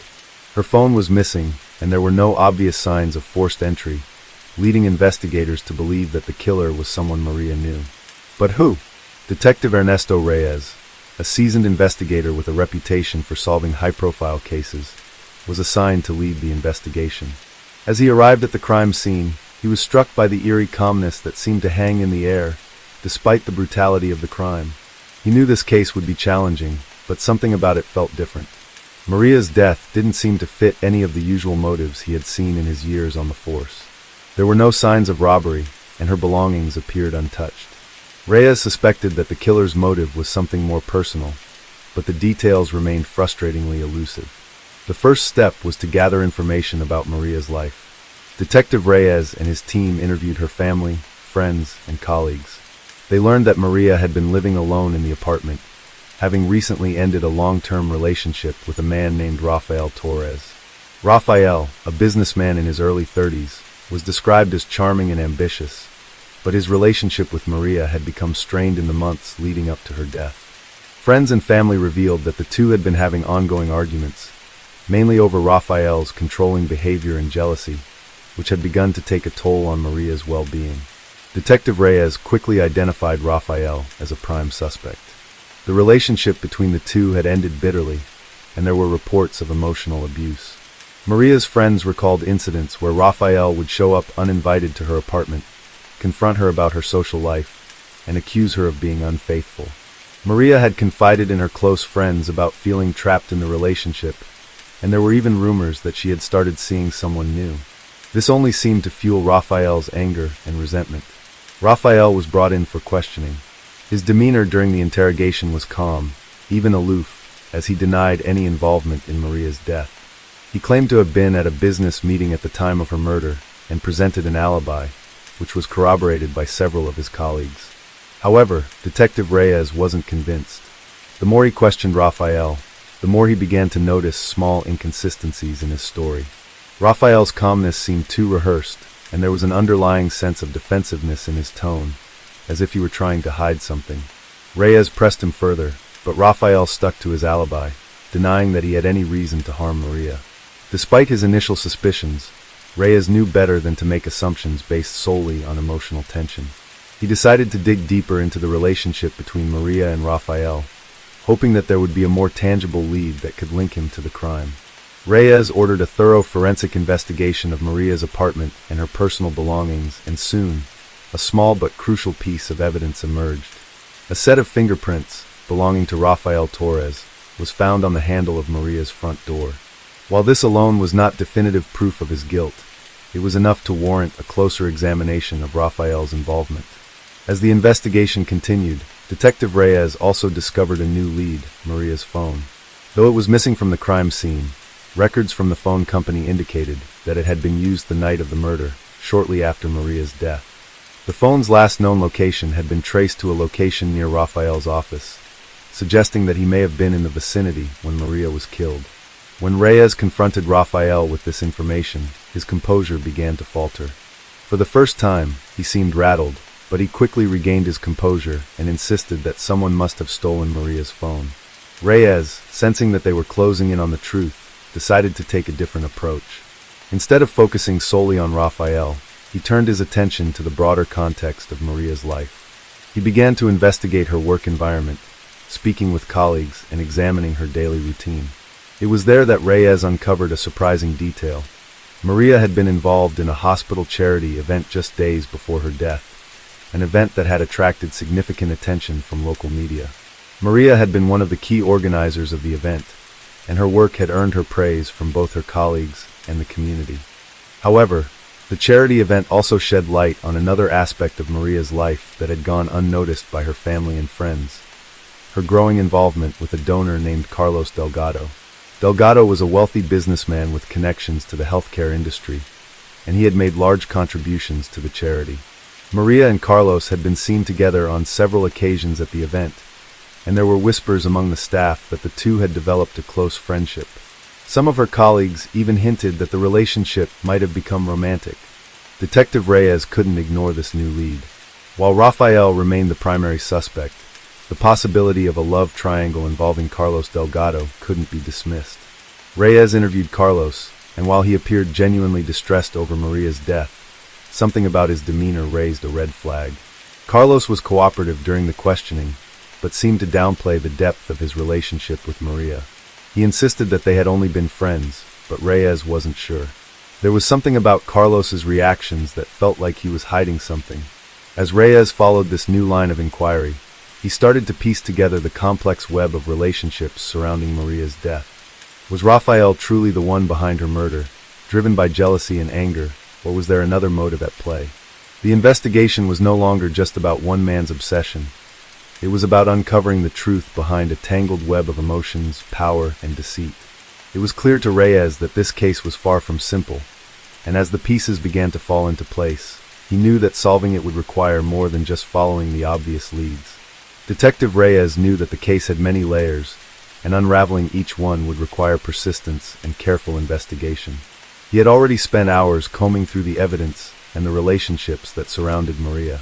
Now, with the potential involvement of Carlos Delgado, he could sense that they were on the brink of uncovering something far darker than they had originally imagined. While Rafael Torres had remained at the center of suspicion, the discovery of Maria's involvement with Delgado shifted the focus of the investigation. Reyes could not ignore the possibility that Carlos Delgado's connection with Maria had been more than just friendly. After all, the large financial contributions he had made to the charity event, the numerous meetings they had shared, and the undeniable chemistry they seemed to have were all pieces of the puzzle. Could it be that Delgado's feelings toward Maria had evolved into something more? And if so, how did Rafael Torres, with his possessive and controlling nature, factor into it? Reyes revisited the charity event where Maria had worked closely with Delgado. Interviews with event organizers, volunteers, and participants painted a picture of Maria as a dedicated and admired figure within her community. She was passionate about her work at the hospital and had always been ready to lend a helping hand. Yet, as Reyes dug deeper into her interactions with Carlos Delgado, he began to see the first hints of tension that might have been brewing under the surface. Several of the event's volunteers mentioned that Maria had become more withdrawn in the days leading up to the murder. She had seemed distracted and distant, as though she were dealing with personal issues that weighed heavily on her. Some even reported that there had been instances where Maria appeared to have an argument with Delgado, although no one had witnessed it directly. It was clear to Reyes that something had changed between them, perhaps a misunderstanding or a deeper conflict that neither of them had shared with others. Maria's colleagues were tight-lipped about the nature of their relationship, but Reyes suspected that these tensions had festered over time, culminating in the tragic events that led to her death. Further investigation revealed that Maria had, in fact, been in contact with Delgado on the evening of her murder. Her phone records showed a series of calls and messages exchanged between the two just hours before she was killed. However, there was a critical gap in the timeline. Maria's phone had gone silent for a period of time that coincided with the estimated time of death. This suggested that something had happened between Maria and Carlos during those hours, and it was likely significant. The question now was, did Delgado play a role in her death, or was he a mere bystander? Detective Reyes ordered another round of questioning, this time with Carlos Delgado.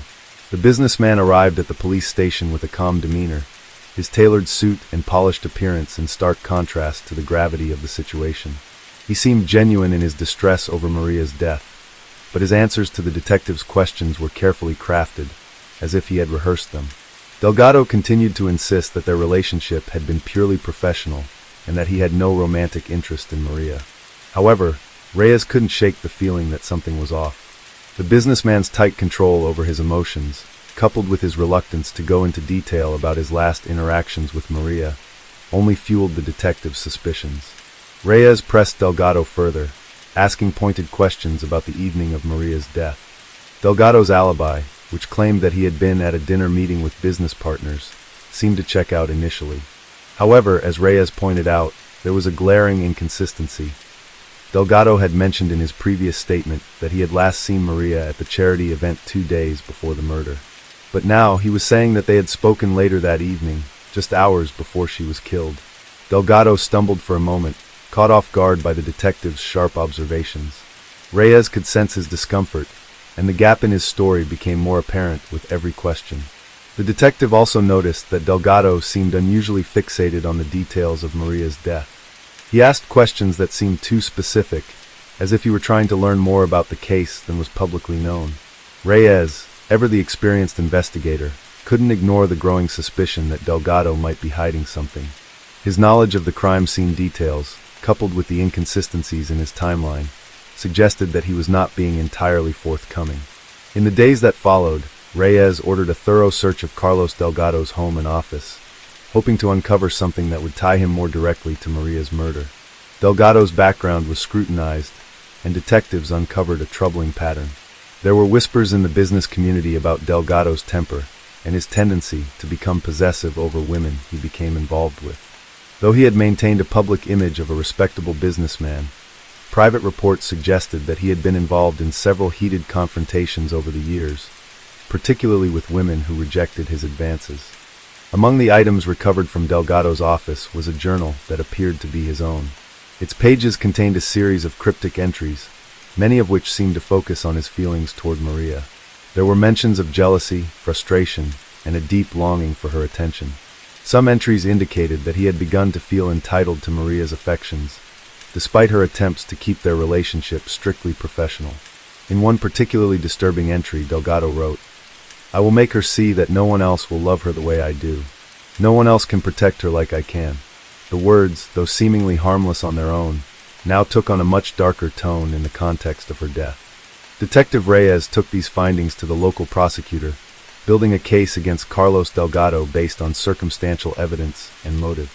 He was still careful not to rule out Rafael Torres entirely, but everything pointed to Delgado as the person who might have had the most to gain from Maria's death. He was the one who had the most to lose: his pride, his control, and his image. The more Reyes thought about it, the clearer it became.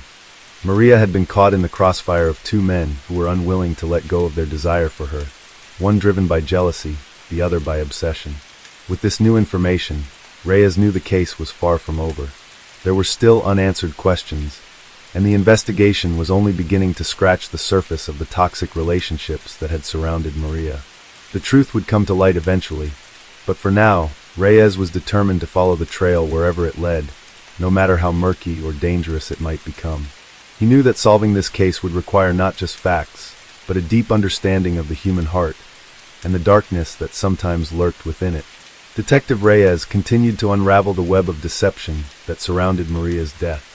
With each passing day, new pieces of the puzzle fell into place, but there were still many questions that remained unanswered. As he delved deeper into Carlos Delgado's past, the detective found unsettling details that painted a clearer picture of the businessman's psyche. It became increasingly apparent that Delgado's obsession with Maria had taken a dangerous turn. His control over her, coupled with his growing frustration at her rejection, seemed to have pushed him to the brink. The journal entries, which had seemed like harmless musings at first, now appeared to be the ramblings of a man whose mind was slipping into darker territories. Reyes knew that the journal would be a key piece of evidence in the case. It wasn't just the content of the entries that was troubling. It was the fact that Delgado had kept them so meticulously. It was almost as if he were documenting his every move, as though he were justifying his actions to himself. The entries painted a disturbing portrait of a man who believed he was entitled to Maria, someone who couldn't comprehend the boundaries that she had tried to set. "She's mine," one entry read. "I can't let her go. No one can love her like I do." It was clear to Reyes that Delgado had crossed a line from obsession to possessiveness, and that obsession may have cost Maria her life. However, the detective was cautious not to jump to conclusions based solely on this new information. He knew that to secure a conviction, he needed hard evidence linking Delgado directly to the crime. It wasn't enough to rely on a journal or circumstantial evidence. Reyes had to find something concrete that could prove Delgado's involvement beyond a shadow of a doubt. As the investigation continued, Reyes and his team examined the forensic evidence from the crime scene once again. The blood spatter patterns, the signs of a struggle, and the position of Maria's body all told a chilling story. The evidence suggested that Maria had fought valiantly for her life before succumbing to her attacker. But there was one detail that stood out to Reyes: the lack of defensive wounds. Maria had no cuts or bruises on her hands, suggesting that she hadn't raised them in defense. It was almost as though she had been caught off guard, perhaps by someone she trusted. This detail made Reyes pause. Had Maria known her killer? Was it possible that she had let her guard down, believing she was safe with someone she trusted? The detective revisited the security footage from the building where Maria lived. He had already reviewed the tapes once, but this time, he focused on a specific detail: the timestamp of when Maria's phone had last been used. The footage showed Carlos Delgado entering the building's parking garage on the night of the murder. He had arrived at exactly the same time Maria's phone was last active, suggesting that he had been in the area during the time frame when she was killed. The footage was grainy, but Reyes could make out enough to confirm that Delgado had indeed been in the vicinity of Maria's apartment around the time of her death. With this new evidence in hand, Reyes felt the noose tightening around Carlos Delgado. The detective called him in for another round of questioning, this time armed with the security footage and the journal. Delgado's demeanor had begun to change since the first interrogation. Where he had once been confident and composed, he now appeared increasingly agitated, almost defensive. Reyes confronted him with the footage, showing him that he had been in the building the night of the murder. Delgado's reaction was telling. He immediately grew tense, and for a moment his eyes darted to the door, as if searching for a way to escape. But he quickly recovered, denying any involvement in Maria's death. Reyes pressed further, revealing the contents of Delgado's journal. As he read aloud the entries, Delgado's face paled. He fidgeted nervously in his seat, his once calm exterior cracking. "You don't understand," Delgado said, his voice trembling. "She didn't love me the way I loved her. She didn't want me, but I did everything for her. I gave her everything. Why couldn't she see that?" His words were filled with a mix of anger, frustration, and confusion, and it became clear to Reyes that Delgado's emotions had completely clouded his judgment. He was no longer able to see the difference between love and possession. Reyes continued to push, asking Delgado point-blank if he had killed Maria. For a long moment, Delgado remained silent, his eyes fixed on the floor. Then, almost as if he had resigned himself to the truth, he looked up and said, "I didn't mean to hurt her. I just wanted her to see how much I cared. I didn't want anyone else to have her. I thought if I could just make her see, make her understand, we could be together. But when she pushed me away, when she rejected me again, I lost control. It wasn't supposed to happen this way." The confession, though indirect, was enough for Reyes to make the arrest. Delgado had admitted to being in Maria's apartment that night, and his words revealed that he had, in fact, been the one to end her life. The murder was the tragic culmination of a toxic obsession. A man unable to cope with rejection and unable to see that his feelings for Maria were never rooted in love, but in an unhealthy need for control. As Delgado was taken into custody, Reyes couldn't help but reflect on the case. The investigation had revealed the dark side of human emotions, the lengths to which people would go when their desires turned into obsessions, when love became a distorted form of ownership. It was a sobering reminder of the complexity of human relationships and the devastating consequences when they spiral out of control. The trial of Carlos Delgado began several months later. The prosecution presented a strong case, built on the evidence found in his journal, the security footage, and his eventual confession. Delgado was found guilty of murder and sentenced to life in prison. While the conviction brought a sense of justice to Maria's family, it did little to ease the pain of their loss. Maria Santos had been a vibrant young woman with a promising future, but in the end, her life was cut short by someone who couldn't let go of his own twisted version of love. For Detective Reyes, the case served as a reminder of the fragility of the human heart and the dangers of unchecked obsession. In the end, justice had been served, but the scars left by Maria's death would linger long after the trial had ended.